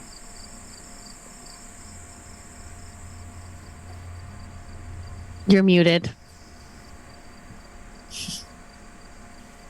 While Taldar's carving, he won't look up, but he'll say, Rizia, tell me about your clan. My clan? And she's kind of super confused because Taldar has never been a talkative man, so she is just like, me? My clan? The Snow Barbarians? Yes, I've not run into many snow barbarians. Well, I come from a house of many. Where are you from again? I don't think I asked you where you're from. And he'll pause for a second because it's going to take him a moment to decide whether or not he's going to answer Rizia. Okay. And so you see his knife stops. And he kind of looks at the fire for a moment. I'm from the Rovers of the Barrens.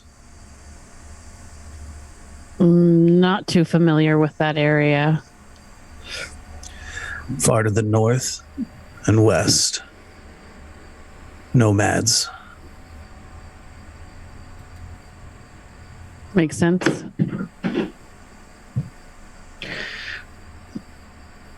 North and west. And then he'll continue carving. She's actually impressed that she got a little information. The most that Taldar's given to this point. Yeah. Anybody, yeah. Yeah, Actually, that's not true. He's said some things that you all have not necessarily picked up on. I know you have. Well, then wipe it up. I'm pulling a John and being tricky. I'm too tricky, man. Like my tricks are too tricky. They don't work. So I gotta fix that. The fire crackles. You hear the sounds of the Great Kingdom. You're far enough and away from the coast. You can no longer hear the ocean sounds at all. But you do hear wildlife all around. Do I glean anything out of these letters? Do they say anything of value? You're still reading. This is all like super simultaneous, so we have a few seconds here. Anything else, Evelyn, Vivi? So after Taldar finishes gleaning what he can from Rizia, he'll again continue to carve. And then he'll say to Alora, and you,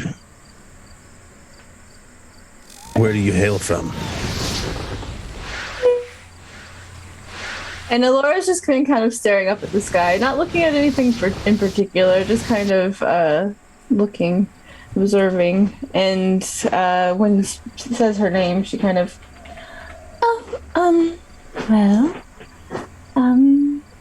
it's very far away from here. Very far, in fact. But a forest. It's a big one. You're a strange one, though. Thank you. You remind me a bit of our shaman and our healers.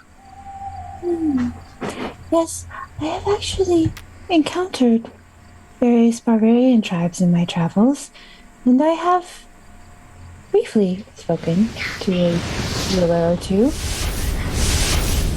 I can understand the comparison, and I find it quite... Thank you. And he'll just grunt and continue his carving. You said you've run into some clans of barbarians before, Alora? Yes.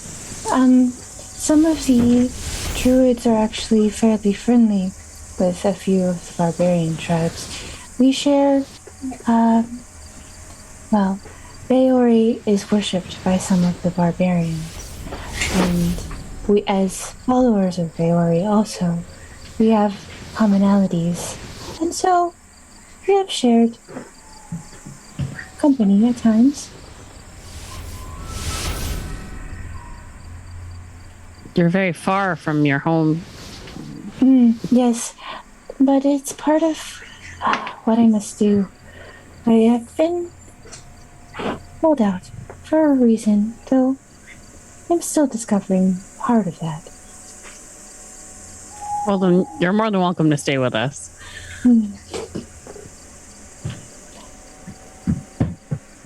Is she still glowing? She kind of, yes. Okay. She kind of looks up at the sky again as if, and you can see for a moment she's almost like searching for something. Like puzzling out, almost like reading what's above. Yes.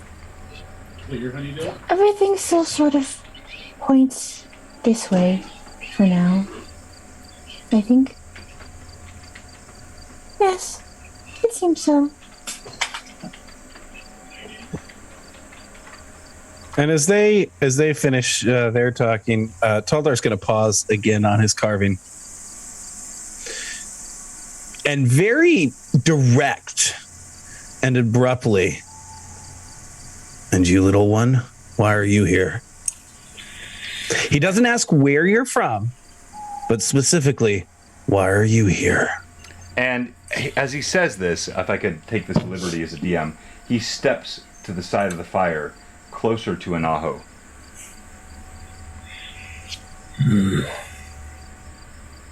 Yes. I'd imagine it was only time before I was asked. Where I come from, there was he mutters it in that language. He doesn't, takes me a moment to think of it in common.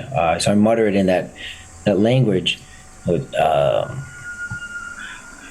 a convict. Someone who had betrayed our people and escaped punishment.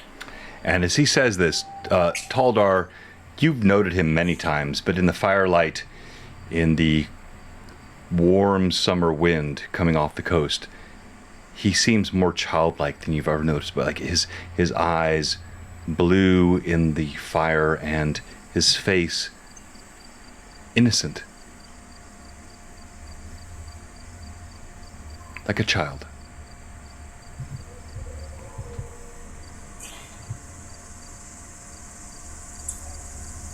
And Toldar, not necessarily, and you can see this in his kind of scowl on his face, not necessarily satisfied with the answer, continues. You have no mark. I have a mark on my hand. Rizia has a mark on her hand. Phelan had a mark on his hand. You have nothing. Why are you here? Because I still search for this individual. And I have Phelan was my contact, my point of reference. Actually, it was Liam, but that guy died. And then it was Phelan, because he knew Liam. But he died before he could help me. So I seek someone, a elven woman, who should know where this individual is. Because I cannot find them, I am still here. Why I do not have a mark is because I do not trust gifts from strangers. I learned very quickly in life to not trust strangers. And yet you expect me to trust you. Only to the point that is needed. To the point in which combat and traveling is made proper. Anything beyond that, I do not expect. I do not expect your loyalty, except for that for traveling. When in battle, you have to have confidence in those that you fight alongside. And I agree. By the way, again, you are all hearing this. Well, not you, Josh. Sorry, you're hearing nothing. Too soon. Sorry, too soon. But Rizia and Elora, you're hearing all this. You're all around the fire. Like it's a warm night. The fire just gives you additional warmth, but it's not cold. The little chill breeze still comes off the coast, and you hear all of this. I agree. Rizia. Oh, go ahead. Sorry. Confidence in those you are with, to whatever extent that extends. I have seen things in this group that are not familiar to me. But what is familiar is that the combat has two sides. The one you're on and everyone else. And so when in combat, I don't turn my back on those in the field with me. Nor when out of combat do I stop the communication that keeps us all safe. And he chuckles at that last statement a little bit.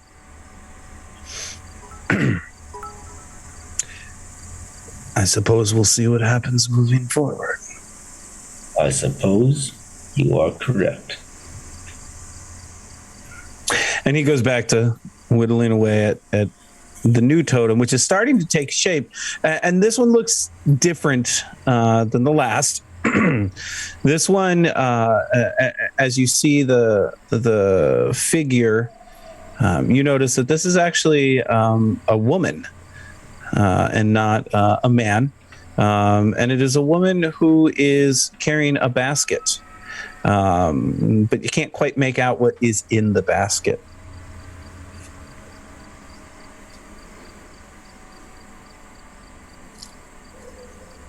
Rizia will take this time to take the sack that she took from Phelan and count the money, and then she will notice that little, what did you say? It was like a pebble, the pebble that's in there?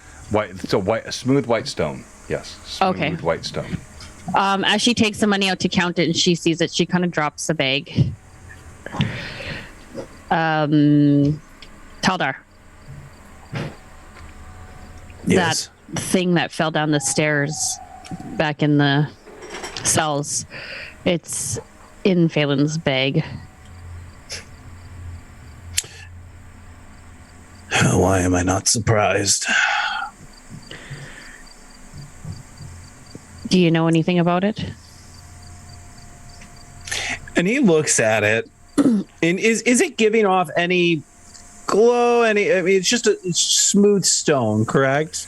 Yeah, I mean, and you as a barbarian would hate any sort of glow being given off, right? So, exactly. But yeah. no, it's a cold, looks like pearl almost. Like it's iridescent, but no magical glow. Okay, so it doesn't look natural, and what I mean by that is it doesn't look as okay. No, it does not look natural. No. Okay.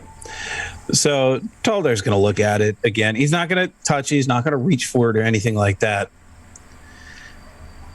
I don't know what it is, but it's bound to bring trouble. I was thinking the same thing, hence why I just stepped over it when we left. Anaho or Alora, do you guys know anything about this or would know anything about this?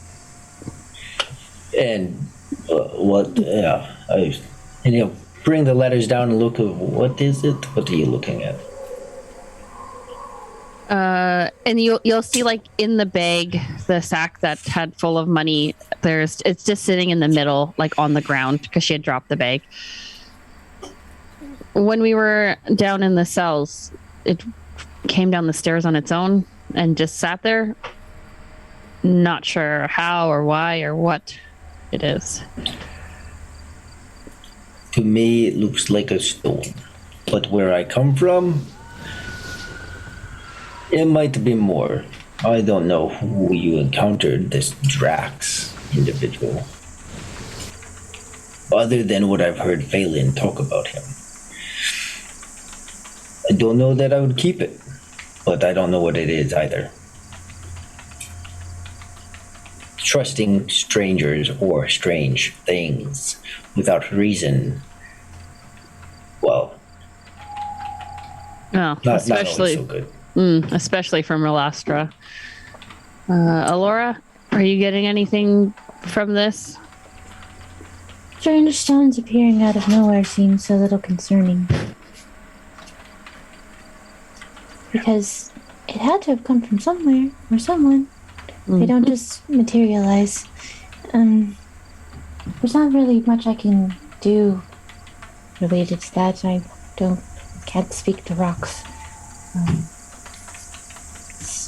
But I don't know that we should hold on to it either.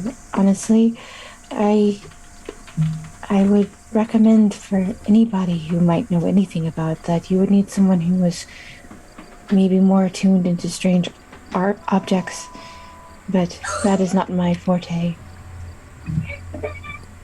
So what are we thinking? Leave it or take it with us? Leave it. And she'll try to like shimmy it out of the bag if she can. She'll dump what she can, like enough out just so that the pebble falls out and kind of kick it around. Coins fall out and the pebble drops to the ground, smooth, white, opalescent as you saw before. Just before she'll take her finger and she'll just like boop. Hard, smooth stone. Nothing happens to it? Nope.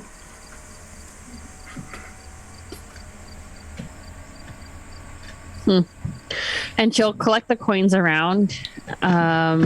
What she will do is... All of you hear footsteps. Oh, great. Do we smell anything? Does it smell like axe? Did you know? I was wearing no. No, Yash talk. I know. Which is no Yash talk. Don't think he won't come back, but this is not Yash talks. You. Damn. You hear footsteps approaching, and there is a figure, limbed in moonlight,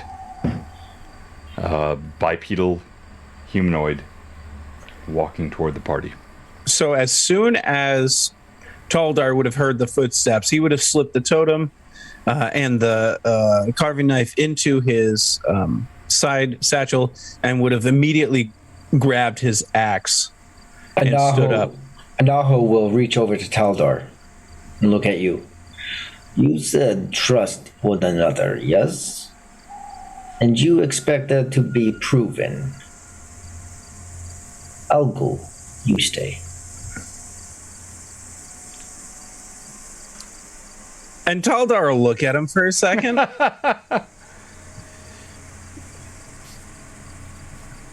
I'll follow you. Fair enough. Riz will look over to Laura. So, we're gonna go? I suppose. Seems wisest to stick together. Remember what happened last time when we separated? I actually don't remember most of what happened. Right. Forgot about that. On that note, and as Anaho is already moving to whatever this figure is, he looks back, and he's not just. I'm not just blindly walking forward. I'm definitely. There's a stranger in the woods. Like I'm not. It's not woods precisely, but yeah, I get the right, in the dark, right. But at the same time, I will make a gesture back to Rizier, like, yes, last time I didn't get the mark because of it. And just the slightest grin, and then continue walking forward to cut off this individual. All right. He will slip out his dagger as well. All right, as you pull out your dagger, you see the figure walks towards you, and it ignores Rizia. It ignores Taldar, even in his glory, as he steps forward with all of his massive. And it focuses. The figure focuses straight on Anaho, and it is cloaked. You see, it's a humanoid, and the cloak is dark and pulled over. You can't even see the face, and it looks at you, Anaho.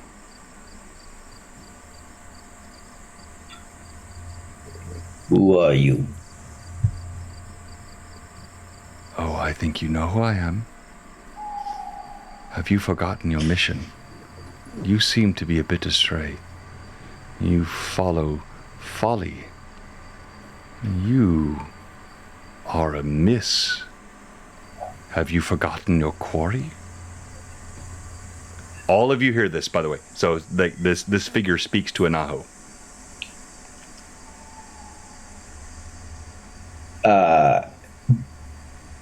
Do I recognize this voice? I'll tell you, you do not recognize the voice, but Yeah. you recognize the accent. Uh-huh. And actually it drops then into a language, and there are words that are spoken that none of you understand. There is a strange, foreign tongue spoken, and I won't tell all of you what Rory hears, but I'll tell Rory separately on a Discord chat a bit. Not Bulgarian, no, Dasvir. I love the chat. Gosh, the new chat. I love that. That's awesome. Thank you. No. But I'll put my hand up behind me, just gesturing to everyone, just stay back. And repeat in that language to answer that question. I have not forgotten. I am in the process still. All of you see the hooded figure head turns, looking around, as though you don't understand what he said, but it's like it's looking, evaluating. And only you hear this, Anaho. Mm-hmm. You seem to be amiss. You are not following your mission.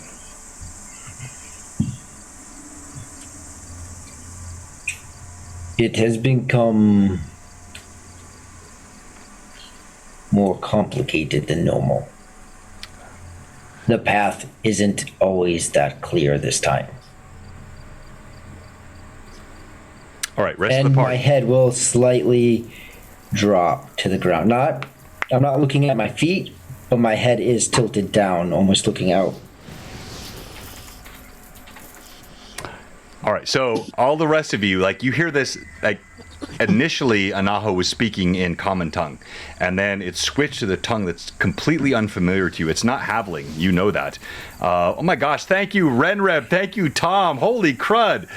Tell us who that's going to. That's awesome, thank you so much. 2,000 bits just given. Hopefully those are all DM advantages. But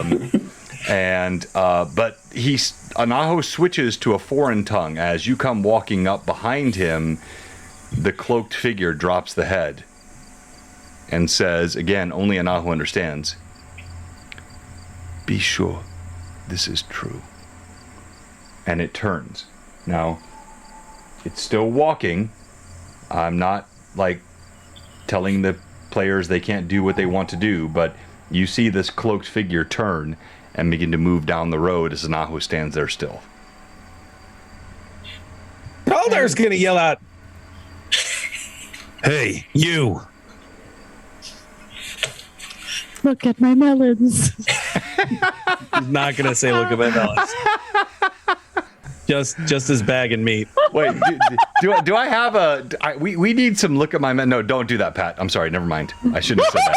I don't want look at my melons fan art from Pat. Who knows what Pat would do? There is. Was there? Did I miss that one? There is. There's one in the fan art. Oh, wait. Okay, here we go. Fan art. I missed this one. All right. There totally is one in the fan art. Look at these big, juicy, firm melons. Pat draws amazing. Also fan art from Pat draws. I'm breaking immersion. We'll jump right at Ripleyum. Sorry. No, I just TBD who's next. Yeah, 2 out of 3 ain't bad. That's right. It's true. It is true. All right. As you say this, you see the figure turns, walks down the road, and without a word,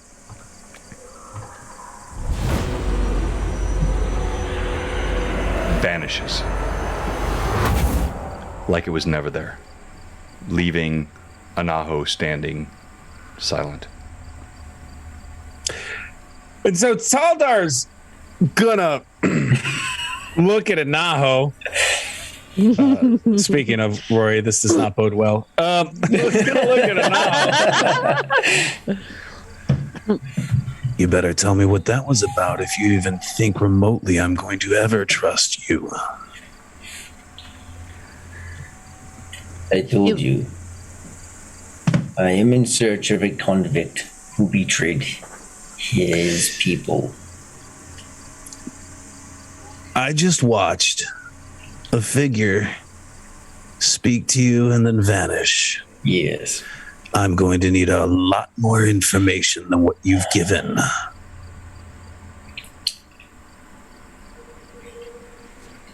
similar, Terry, to how Taldar is torn about explaining the clan he's from, you see that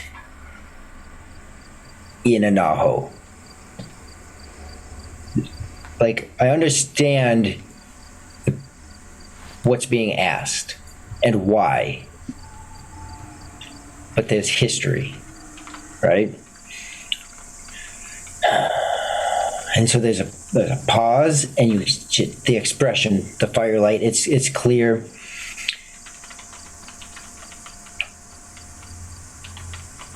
For the sake that it is, join me by the fire, and I will explain. And Taldar will nod. He'll lower his axe. He'll still hold on to it, and he'll walk up back to the fire, sit down with his axe across his lap. Before Taldar goes back to the fire, Razia will kind of just like come up to him and just nudge him and like skip towards the, kind of like just do a little skip back towards the fire, and she'll turn around and look at him and be like, how much you want to bet if I touch that pebble, he might reappear? Bit of a coincidence, don't you think? And then she'll go back and she'll just skip back to the thing and just go like, boop, and like poke the pebble again, just and then kind of just look around to see if he comes back. I love that, Rizzy. And so, yes, and with your absolutely appropriate barbarian suspicion of all things arcane and magical, you tap the pebble and look around. Nothing happens.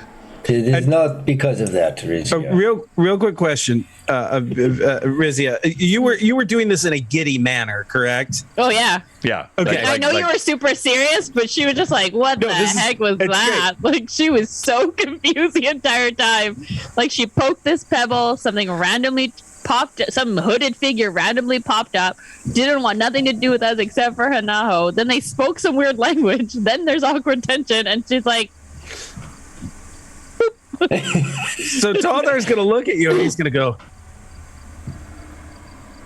your clan is very strange. I'm going to need information about you first. Anaho. Yes. Here. And he'll pull out his dagger. And of all the items you've ever seen him carry, he's very careful. I can't think of the word, but he handles this one very differently. And he hands you this dagger. Sometime I can throw it in the chat. But on this dagger, you can tell that it's ornate. It looks different. The hilt is very well made. The whole weapon is well made. There are some stones inlaid into it. Where I come from, everything, including life, is earned. And I have been tasked to bring back this convict. Everything, including life, is earned where I come from. And at the absence of fulfilling a task, you stop earning things.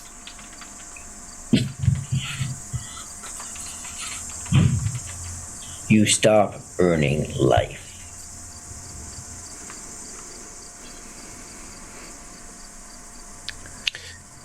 Taldar's going to rub his chin for a moment as he kind of takes in the words.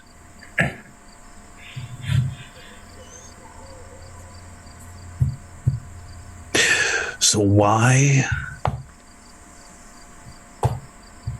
And he thinks for a second.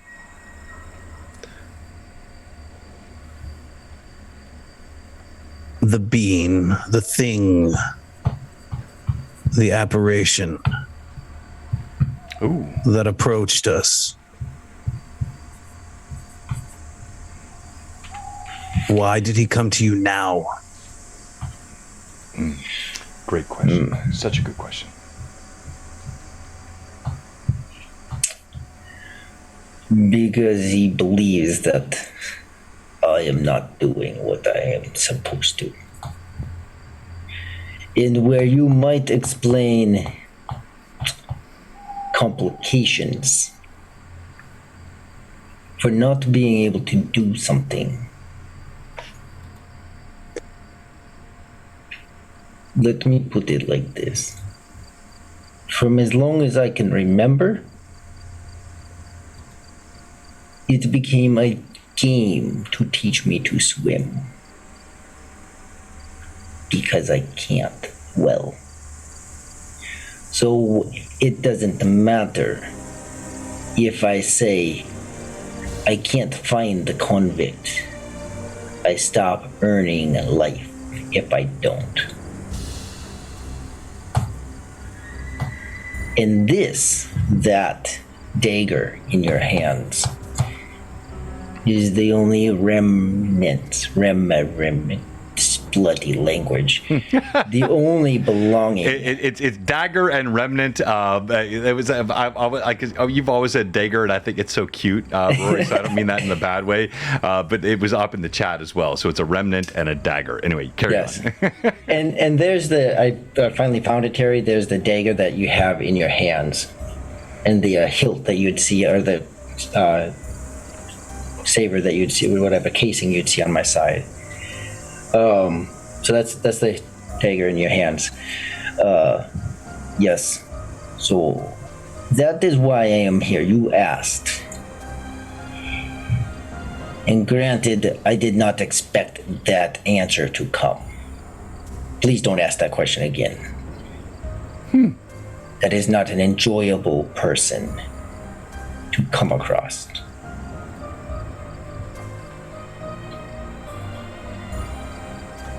Are you scared of him? Some say fear keeps you alive. Some say reverence is what you have for your leaders. I have no reverence for the leaders, as they bite with venom in everything they do. And all the others find the opportunities to enjoy the bitterness that they have. So, scared of him? No. Afraid of him? No. Respect? No. Understand his capabilities? Yes. Taldar's gonna look at you for a moment.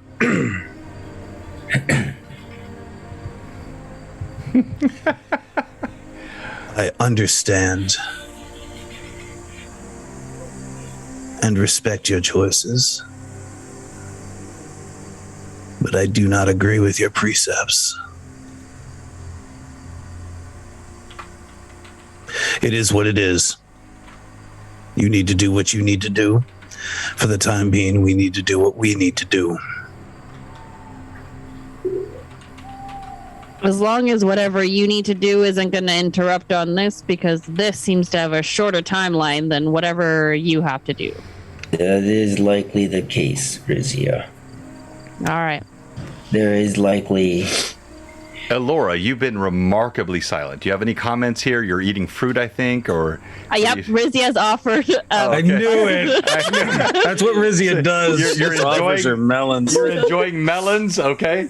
Yeah, and in exchange, Laura, and I actually just DM'd this to you, Beauty, but Laura gave her a daisy from her hair. Oh, she kind of takes it and she's like not sure what to do with it, and like just kind of looks at, I guess, her, and she's like, I guess I'll put it here. Like, I guess so. Lilith would have known what to do with it. I know, but she's just like she's not sure what to do with flowers. She's like, I guess I'll put it here, and she's like, thanks, and then just starts to eat like whatever. It falls, like at one point it falls out of where it was, and she kind of just looks and picks it back up and just puts it in a different spot. She's like, okay. As you enjoy this moment of levity, it is simultaneous that you all realize you're being watched. Oh, great. Tajax. Gosh, talks. That's really like The twin. And when you say we're being watched, it like we could see somebody watching us, or it's just an intuition? It starts with the intuition. It starts with the feeling, and then you notice that the twin moons of Faerun of the Flyness are cast. Sorry, too much D&D. The Flyness are casting light one direction and the other, and there's a shadow over your fire, and you see a figure, soundless, standing atop the rock there, just beside you, like within seconds of the figure that had confronted Anaho. Hey. So Toldar's gonna jump up with his friggin' axe again. So that's what he does. The axe was never left behind. Taldar leaps up with the axe. The figure you see atop the hillside, it's looks difficult to see here in the moonlight, but one arm appears to be dangling and limp, covered by armor or a glove or something. And then armor seems to be sort of decaying around it, a huge bear skin around the shoulders, and a longsword clutched in one strange-looking hand. And Taldar's gonna yell, "Who goes there?" That one is not with me. Where did they go? What do you say? Where did know. it go? Where did what go? You're gonna have to be more specific. She is gripping her great axe as well. As what you see above you in the Faerunian Stop! is, Don't make fun of my actually mistake. so you would see the fur that comes around like a mantle over top of a breastplate that shines within the moonlight. You see red sort of robe / cloth, and not a longsword in his hand, but you see a longsword at his side, and in his arms a crossbow, a light crossbow. And he'll put the crossbow to his side, undoing the bolt. The one that came into the clearing. Do you mean a few minutes ago? Yes. I've been tracking it for quite some time. Yeah. Good luck. Give up. What do you know about it? And as he'll begin to sort of climb and scramble down the rocks, putting his hands outward as if not hostile, but it'll just slowly move down. And who are you? You may call me Rasmus. Rasmus. Yes. And where do you come from, Rasmus? Away. Away. Taldar's gonna grunt at that. You're gonna need to give us a bit more than that. Joshua's going to have to fight a bit more. Oh, damn it. I thought maybe you were just being mysterious, you bastard. Yeah, play. No, Josh, don't do that. Don't break it. Just play with it, Josh. Come on. How much did you expect him to come up with? Well, yeah, he's been dead for an hour. I think he had 30 plenty of minutes. time. He's had half a session. Doesn't he have a 15-page essay about his character? Yeah, exactly. Yeah. I come from darker regions. I do not know the name of it in the common tongue. Oh, man. Then tell me, what is your native language? Native language. It is Josh, do you need like 2 sessions to come up with this, my friend? I gave you so much freaking time. How much about this place in the world? Like, it took me forever. Entire backstory before we accept you into this group. I am merely looking for that creature. You mean that humanoid in the cloak, or do you Yes, mean a different? No, That one. That one. Why do you Is- search him? It is my hunt. Your hunt. How long have you been searching for him?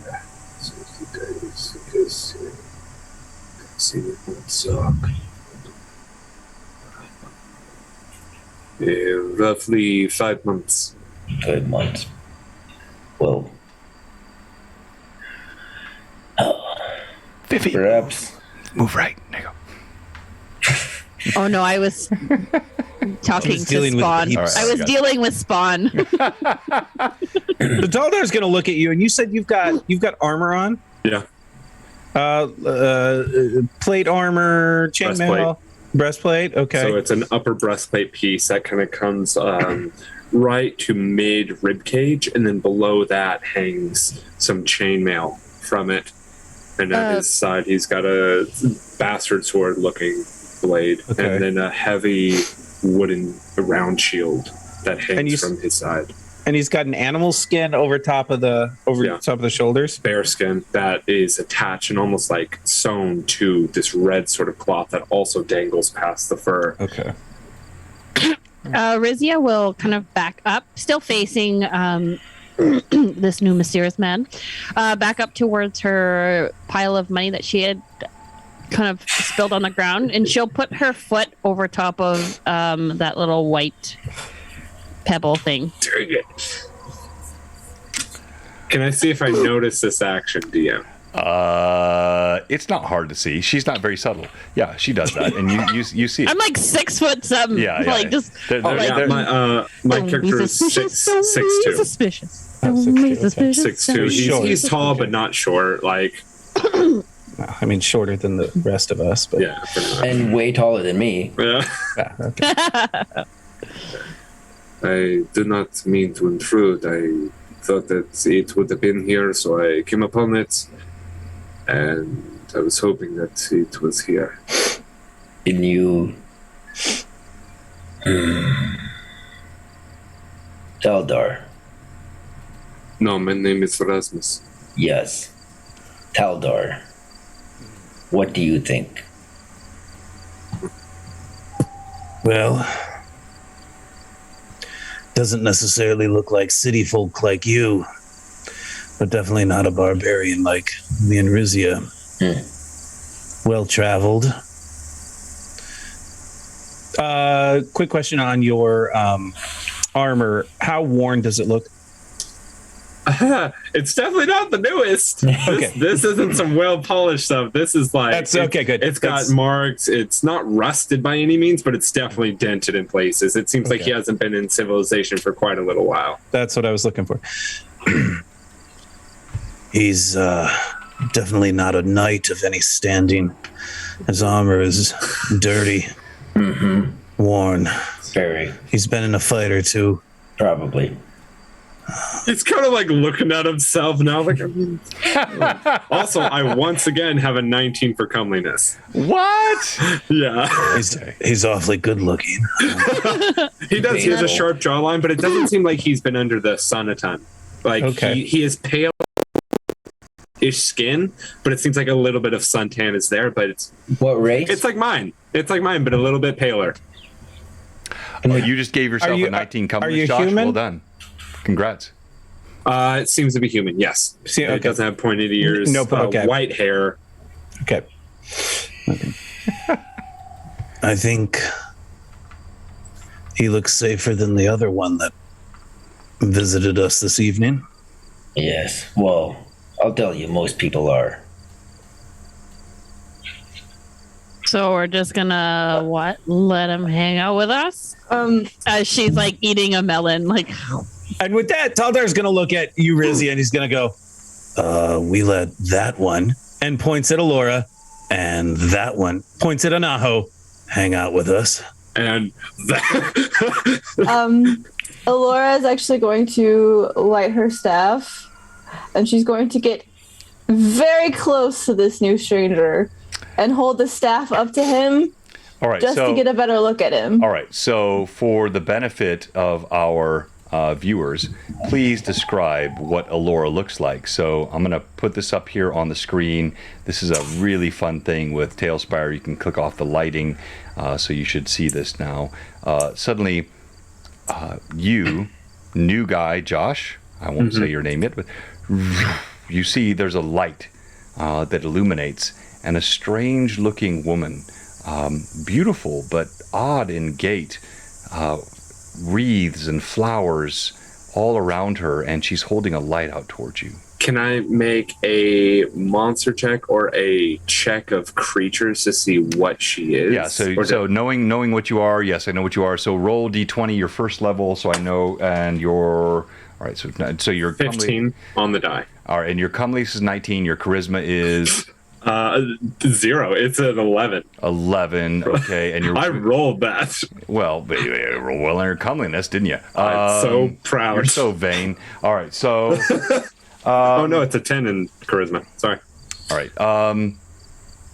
She's human, but clearly elven. But clearly of druidic nature. His hands are still out, but he's going to rub his middle finger to thumb. If you needed more light, I could have helped. As he's going to pop his thumb, and from his thumb you see a small pebble, and it's going to emit light. And now he has light as well, and you're all well lit. Beg pardon, you said you have a pebble? I hold up this white pebble that I somehow snatched from under your feet. You lift it up and it's gone! Magic! Wait. Both of you are now illuminated. You see this, Elora. You're unimpressed. I am fully capable of creating my own light, thank you. Though you have some skill, it seems. So turn off the light. I'm very curious about you, sir. You have fur, yet you are not one of my kind. We do not wear the medals. Yes, your kind is more of woods and animal skin and leathers. An elf of the druidic nature, I would assume. Half, but yes. You slightly glance towards the ears. You carry yourself well.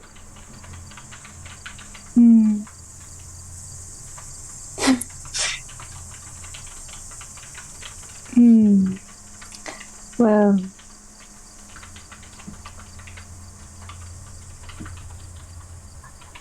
she's going to take a moment, and she's actually going to do a sense motive on this stranger. Okay. All right, go ahead and roll.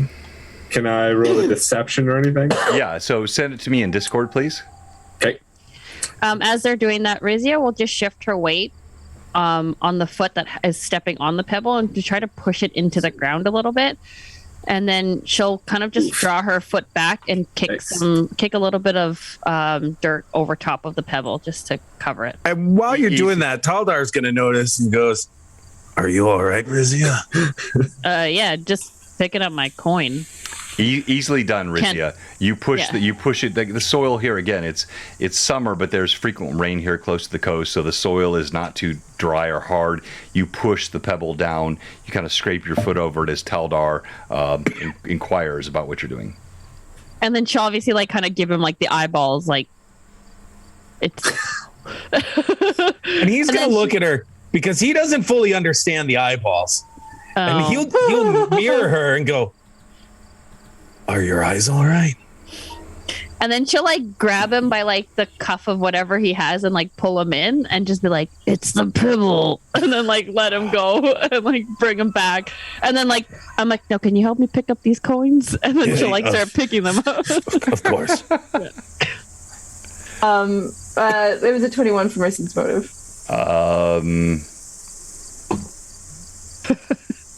I will say, Josh, you must give her what your reasonable sense of motive is. So what exactly are you looking for? I'm Like, trying to understand, like, what is he trying to get out of this current situation? What's he trying to prove? it seems like he too is feeling out the situation. It's like a stalemate. It's like guns drawn, and it's like he even like he sees you looking him over and kind of looks you up and down. You are the closest information that I would have to finding my target, my hunt.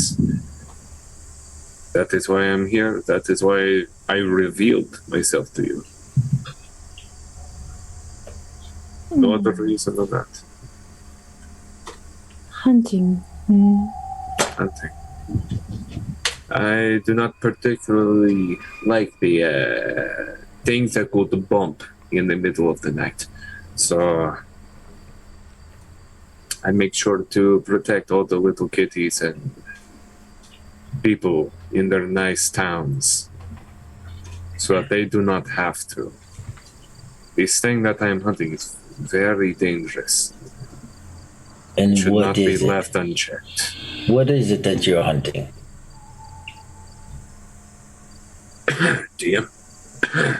No, it's up to you. What would I know? What would I know about the creature? Whatever you choose, Josh. Whatever you choose. Great.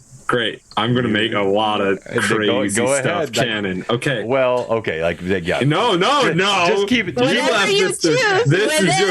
Whatever you choose, Josh. Keep it consistent with our core values. Massive. Keep it consistent with our core values. That's all I ask.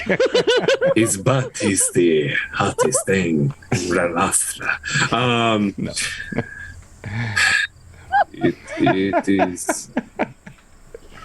It is a being that has trapped many a good soul into servitude, into...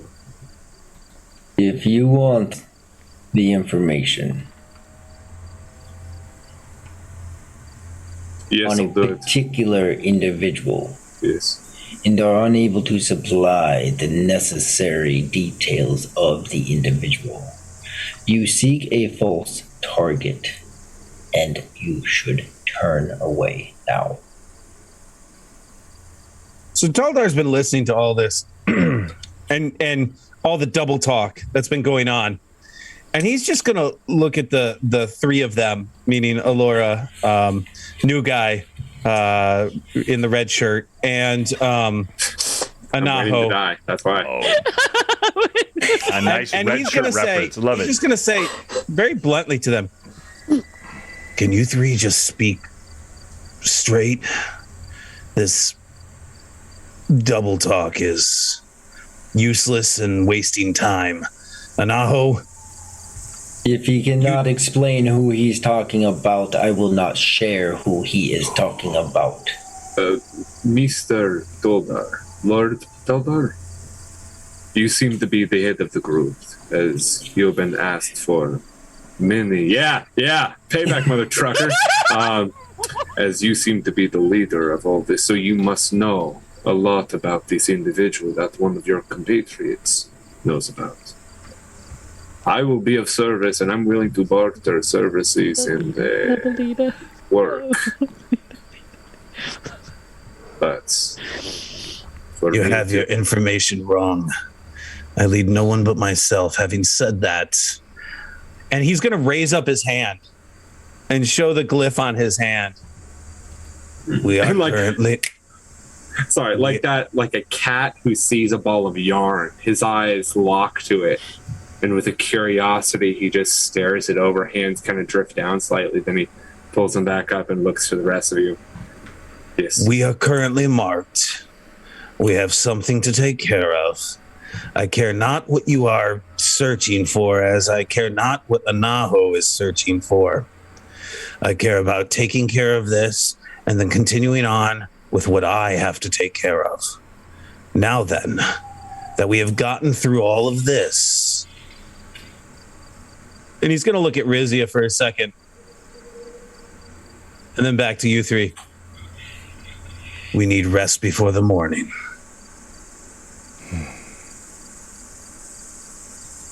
First watch. I'll take first watch with him. Very good. Sounds good. Have you tried scraping the sigil off, cutting the skin? Have you tried not talking for a bit? I only say Mr. Lord Toldar because I can do something similar. It is able to be removed. We will talk about it in the morning. Rest is needed. Rizia, when your watch is over, I'll take second watch.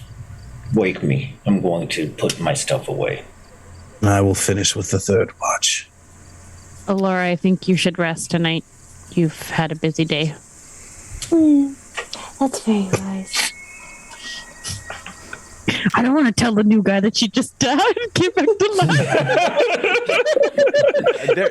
But I think we know there needs to be more Alora talking. It's such a fun. Her accent and her it's just I love her. Yeah, I know, I love her. I assumed that Alora was still pretty close to him, kind of looking him up and down. Like as you were close to him, you would see that he has some the left side of his face, his left side of his lips are kind of pulled taut from an old scar. You would see different other light scarring on his face and in different parts.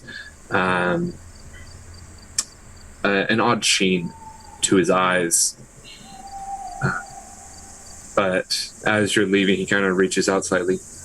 I would love to talk with you more about your people. I am very interested by different customs, traditions, and creatures that are within your woods. And she'll just give him kind of a very discerning look, and she'll reach up and remove a begonia from her hair. A what? And she's a begonia. Is that a from flower? her hair. It's a flower. It is a flower. It's a flower. And she will hand it to him. Very well. Did you know Good that the night. begonia is a symbol of caution? I will take this one. Thank you. You can look that up that quickly, Yeah, but couldn't he's that quick. Yes. language. But yeah, I'll let you have that, Josh. Well done. That's good. A lot of begonia. You think begonia. Begonia is a symbol of caution. I love it. I love it. I love it. I love it. All right. He's going to put it in his breast pocket.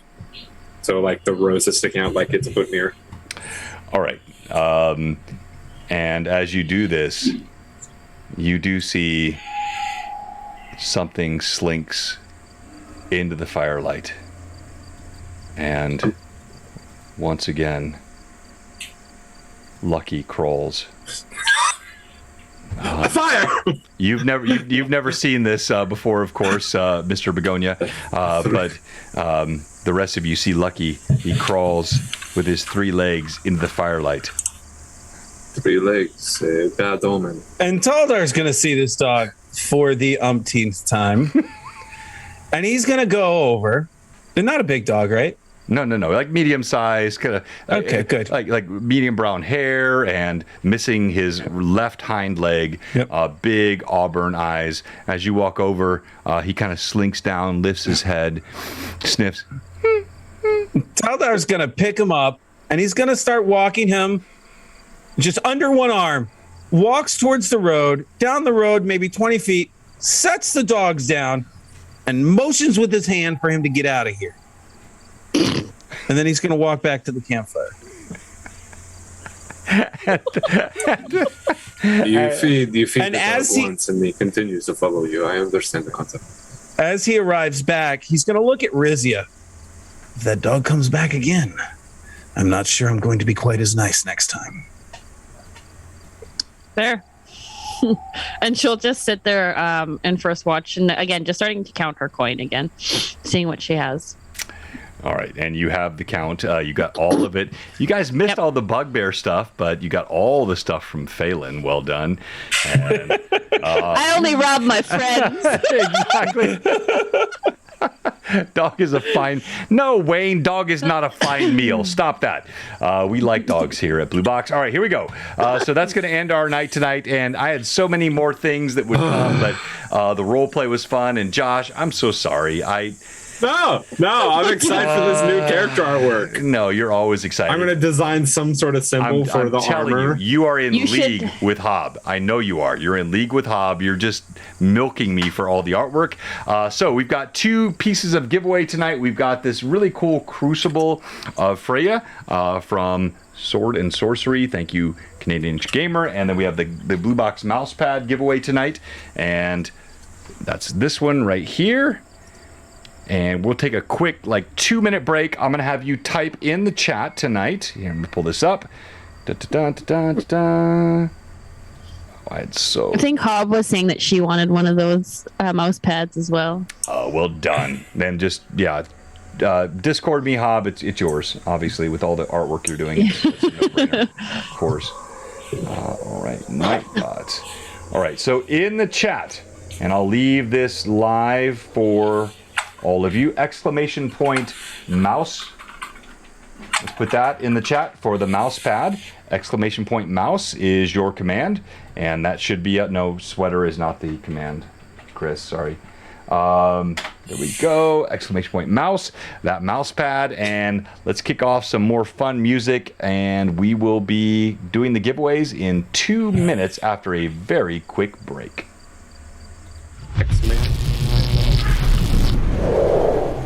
No, gosh, I like Lucky.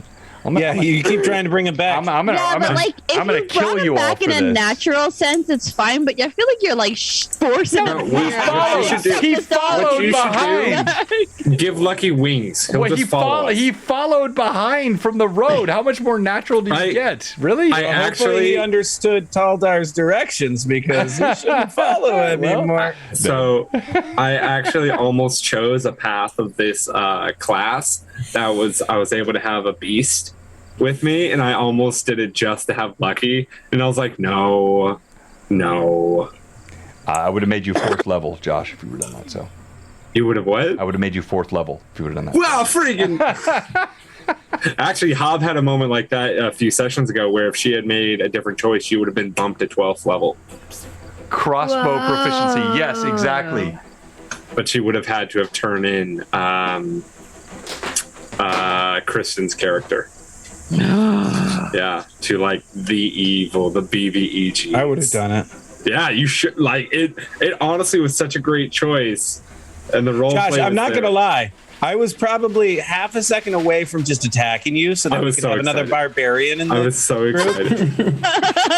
Terry and I are on a mission. Honestly, I'm over here trying to figure out class stuff, and I'm like, okay, freak, what's this do? Okay, what does this do? If anything happens, what does this do? Holy crap, I can cast spells. Why? I don't want to. And I'm like, okay, all right. Where are you from?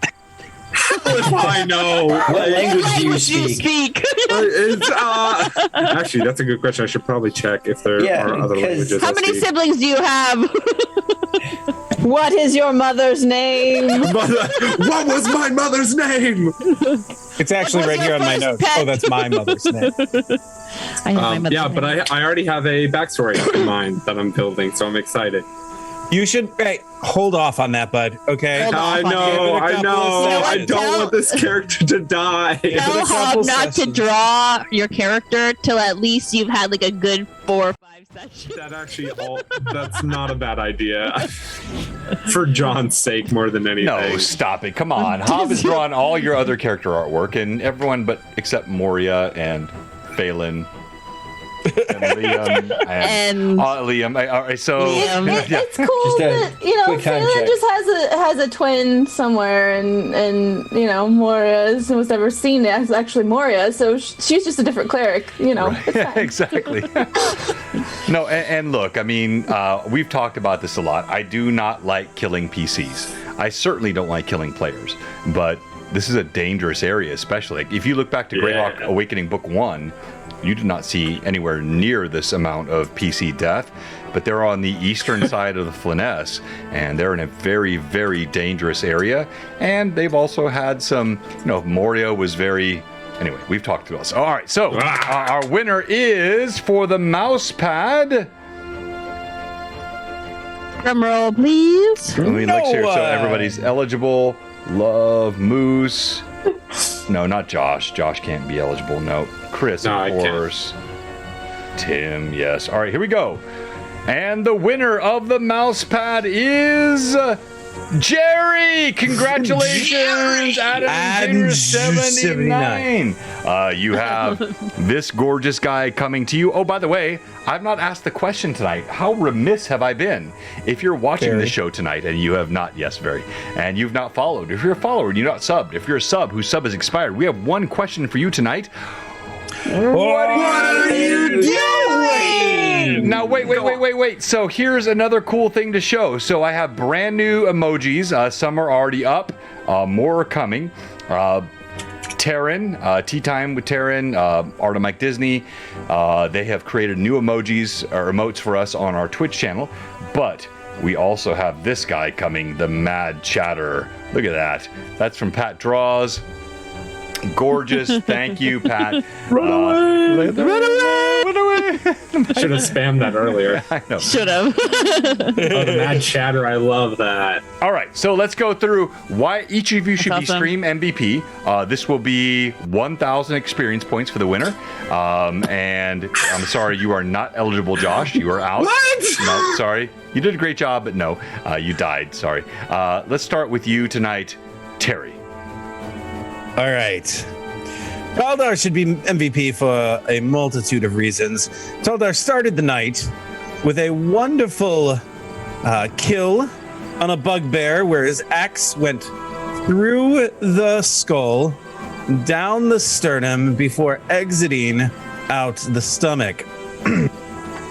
Additionally, after that fight, he then put a totem in poor Phelan's hands as Phelan passed away.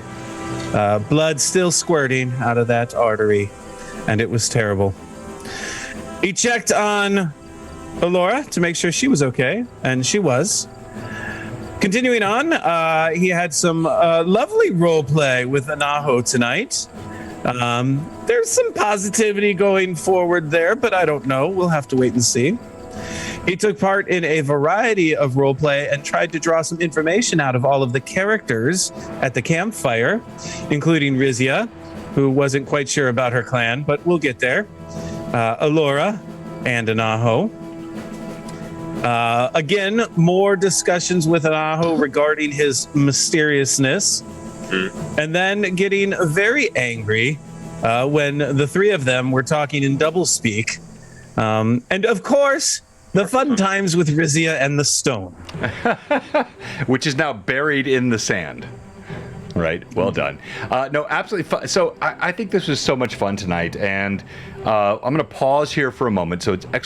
Crucible in the chat. That is the Crucible of Freya, sword and sorcery book here. You can see that's in the chat. But Terry, great job again tonight, as always, with roleplay. You're going to be joining me tomorrow night for our LMA as we talk about our Blue Box Con 2022 tabletop events, all kinds of fun stuff. It's going to be a great time tomorrow night, so join us for that. But I think it's really interesting to see like the growth of the players and also the role play that happens. You're big on role play. That's all you really run on your channel. So when you have, as I have mentioned here a few times, perhaps it's a bit ham-fisted, I'm not sure, but I love on the road these campfire moments. You know, this is, you're talking, you're adventuring, but when you get around the fire, that's a time for characters to connect and grow together. Does that feel artificial? And like seriously, dude, like be honest with me, or does it feel like a place you like to have that moment to connect with other PCs? No, I think that works well. I mean, as shown tonight, especially because it bounced around. Like, you know, I had my moments with Anaho and Rizia, you know, Alora and her moments with Josh's new red shirt. You know, all of these chances. I'm sorry, Josh. To kind of come together. I like this. For me was we had fighting at the beginning, you know, combat in the beginning. I thought it was a great combination of things. You had Alora talking to a tree. I mean, I think all of that is fantastic. No, I don't feel like it's forced. I think that allows us the opportunity, especially in this group where we haven't had the chance really to have these conversations. I felt like that was important. And with the tree, I really want to know, like, Terry, What do you mean? I'm not sure I know what to understand. I just wish I was on LSD when you did that. All right. So, Terry, you can vote for the MVP once we have all of our players, all 4, not you, Josh, sorry, go !Crucible in the chat for this really cool book. Let's go to you, Rory. Anaho had a big night tonight, bro. Wow, big night for him. Why should you be Stream MVP? Well, you see, to begin with, Anaho gave the potion away for someone else to heal, because what are friendships, to heal Alora, but it got put back in his hands, so he did it. He went over, picked up her head. You'll find out later on why that is a struggle. Picked up her head, healed her, and gave up the chance to gain useful items in return for helping this person. And then there was the role play with Taldar. They're on the road, taking the point, finding the horse tracks, and then continuing to take point, and then sharing of the story with the dagger, and what that might mean, or kind of like why he's even here, right? With the convict and trying to hunt this person down, and then because Rizia kept wanting to touch a stone, this person shows up. Right, and so now, even then, didn't know who that was, so took point there as well, and was confronted and spoke to this individual, this mystery person, which is still a real mystery. So that was well done, my friend. Yeah, and unless this new person can tell us where he's from and the language he speaks, ain't nothing being shared. Yeah, give me a week. I'll hopefully figure it out. Come on, half a session's not enough, Josh? Come on. All right. That's such a big decision. Why should Rizia be Stream MVP? Rizia should be Stream MVP for screaming, "Look at my melons!" To divert attention towards her. And then after screaming, "Look at my melon," she murdered him. So it was pretty epic crit as well, getting him to the spine. And then boot kicking him off her great axe. So that was pretty epic. That was. And then she looted her old friend there, Phelan, taking him for all he's got. Just money-wise, she doesn't care about all the other stuff. And then just checking the glyph on his hand to see what it looked like, kind of just as a foreshadowing for potential of our own future with the glyph, and asking Alora to talk to the plants when things are happening, and then finding the pebble and then poking said pebble multiple times, being a little bit more playful now than her just more serious self. With Taldar in particular, you notice how she hasn't been very playful with anybody except for Taldar, and that turning point was mostly because Taldar did give her a little bit of information. So she's like, okay, like I can jive with you if you're not gonna be super stoic and like an onion try to peel those layers back. I think Rizia, because she did peel back one layer of Taldar's many onion layers, should win Stream MVP. And again, just with Josh's new character not being sure what was going on, her move to kind of just push that pebble into the ground because we're not really sure what it is, and trying to hide the pebble. No. I just want to say I'm parfait, not an onion. Because everybody loves parfait. Oh yeah, everybody loves parfait. No, you killed it tonight, and yeah, not just because you're. Well, I'll stop there. Anyway, Liam, Phelan, red shirt, PC man. Yeah. So, why should you be Stream MVP, Evelyn, Alora? Alora should be Stream MVP for let's see, the roleplay after coming back, not really remembering what happened with the rest of things, and realizing that Phelan had fallen and laying the rose on him, and then her conversation with the tree learned a lot of information, got a blessing, found out a little bit more to warn the party about along the way. Also tonight we saw a little more of her personality, and more of her whimsical side than her just very I'm not sure, but also this immediate alerted instinct to figure out this stranger who looks like a druid but is not a druid, and so therefore confusing. And this is so sad as I'm deleting his pictures from every view. I just it's breaking my heart. But yes, so that is Allura.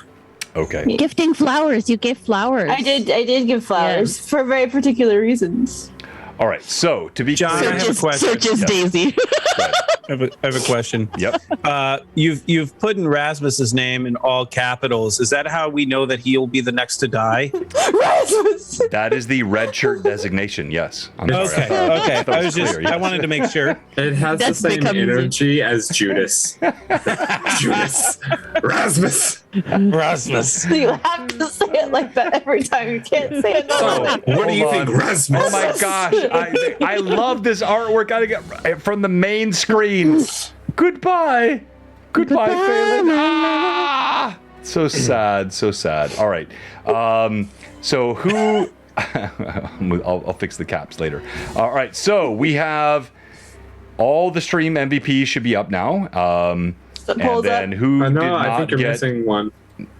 No, I'm not. All right, so I think Terry and Rory, you both had your viewers, right? So you have folks to roll for, or no? No, you never gave us. You anybody never yet. gave us Either any one? of them. I thought I did. Oh crap! All right, No, so we've been waiting all for right, it. so you no, oh really, Rory, you got. All right, so Terry, you have Rory.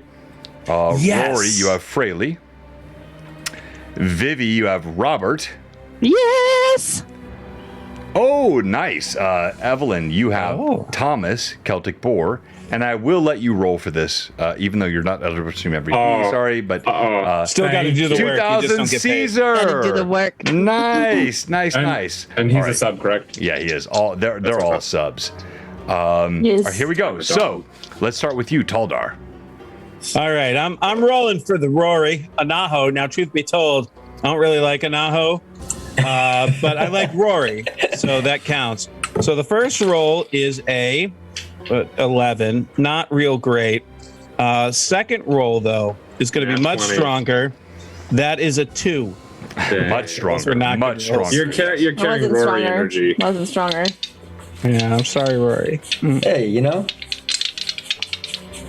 I can always do worse. I can always do worse than that. All right, Rory, you're up. Here we go.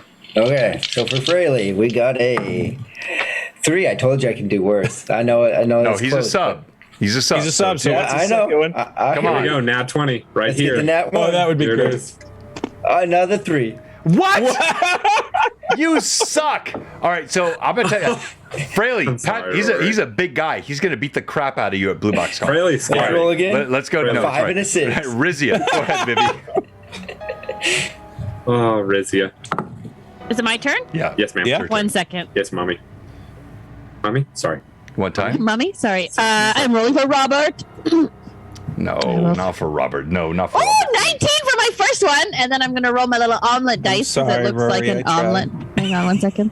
And a 12. So 19. Robert. Oh, here we go. Evelyn, my you're ready to gosh, strike that's her crazy. down. Here comes Evelyn's nat 20 and nat Here we go. 21. Wait, no. So let me go to Josh. 21. Josh, you get to roll for this. Let's go to Josh I'm first. Are you sure? I don't Evelyn like must come last, 2000 so go ahead, Caesar. Josh. Yes. 2000 Caesar doesn't want me rolling for him. Oh, That's a 7.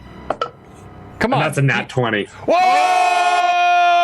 Let's go! Nat 20 for I was so Caesar. I close, love it. Robert. I I'm love it. I love it. All right. You stole it from me. That's So Here true. comes happens when you Evelyn's die. 2 nat 20s. Yeah, seriously. That's true. Doesn't matter. Nat 20 is a nat 20. Then it's a roll off. But I'm rolling for Celtic Boar. Here we go. Thomas, come on, Thomas. Honestly, if she got 2 nat 20s. And Taldar takes stream MVP, by the way. Taldar! Oh, Not even close. Golly, wow. I'm going to report this poll. That is a 7 Oh. And and A 19. My heart stopped. I thought you were going to say nat 20. I fully believed it was a 20. You are the winner, my friend. This goes out. Now, please don't leave us. I have one question for you before we leave. It's not the normal question, which is the, what are you doing? What are you doing? It is, I have switched back and forth tonight between the Tailspire view of the campfire, and actually kick this off, and then the actual physical view of the campfire. And can you put up a poll before we raid? Anyone, Evelyn, please. Oops, my camera. And I moved my fire. But you guys saw it all night long tonight. So I'm wondering, did this switch back and forth between physical and virtual tabletop? Did you like it? Was it immersive to go between this and this, or did it feel distracting? So the question is, immersive or distracting when we switch back and forth between the table? You guys I think can anyone vote. who uses virtual tabletops are sellouts. No, I thought it was your great. new character has died again, Josh. I'm so sorry. Yes, we get a barbarian. Yeah, I told everyone that if this next one dies, I'm bringing a barbarian in because I'm done.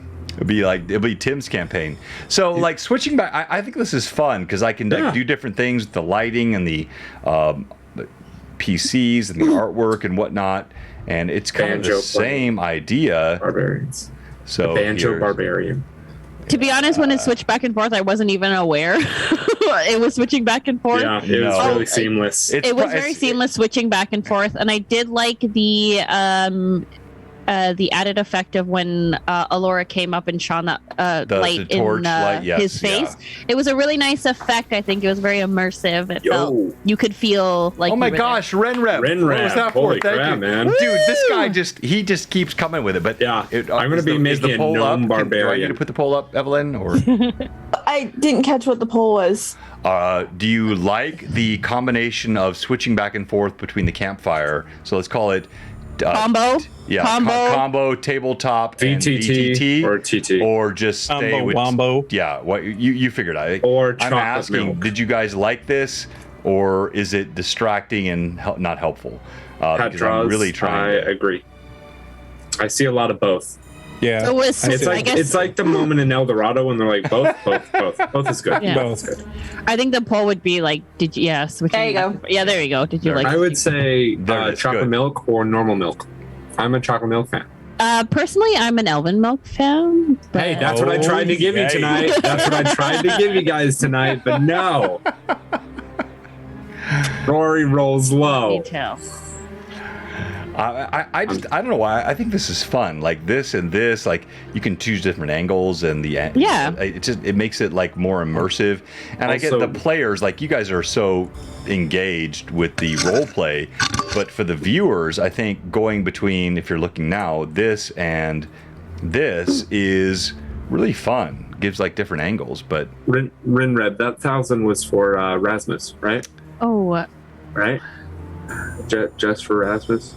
All right, good. Keep it coming. Right. So we got a heavy toward yes. We got 2 no's and 3 depend. So that's important to me. So if you noted no or depends, can you put that in our Discord? DM me on our Discord and tell me like what you don't like about that.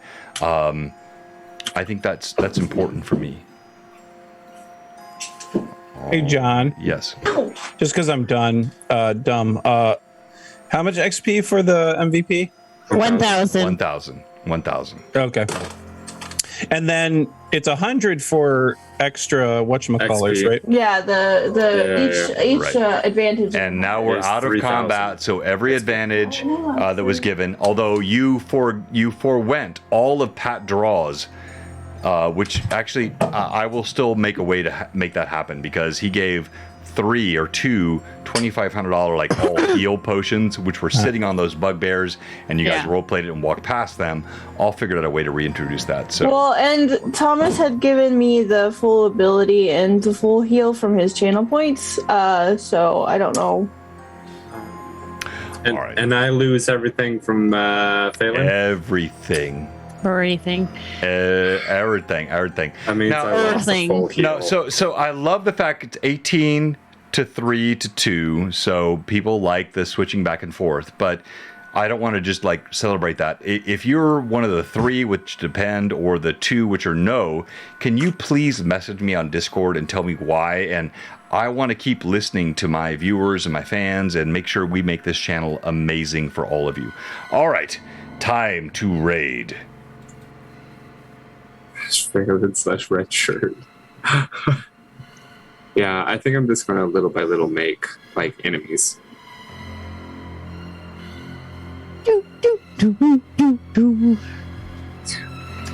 All right, so tonight Oh yeah, John, you told Josh he could carry his advantages over if he died. I did. Yes, he has those. Okay. Good catch, Or- Pat Josh. Or if you want to put them to XP, you can. Yeah. Yeah, that's what I'm doing. I'm like, I think I only got one advantage this session. Yeah, so, I'm so still everything turning that came from the player, like either carry it forward or move it to XP. straight, All right, straight so XP. we are I have rating 100 back. XP. Vancouver by night, our good friends here. Oh, we have a great charity stream coming up. I didn't talk about tonight. We have Blue Box Con coming up. I didn't talk about tonight. But we're all, I can see it. Like Vivi. Oh, Josh, you got 1,000 apparently. Ref from Run Rev. Oh, what? So I now have 600 XP. Let's go. Moving on up. Moving on up. All right, so thank you everyone. Raiding Vancouver by night. 3, 2, 1. Raid started.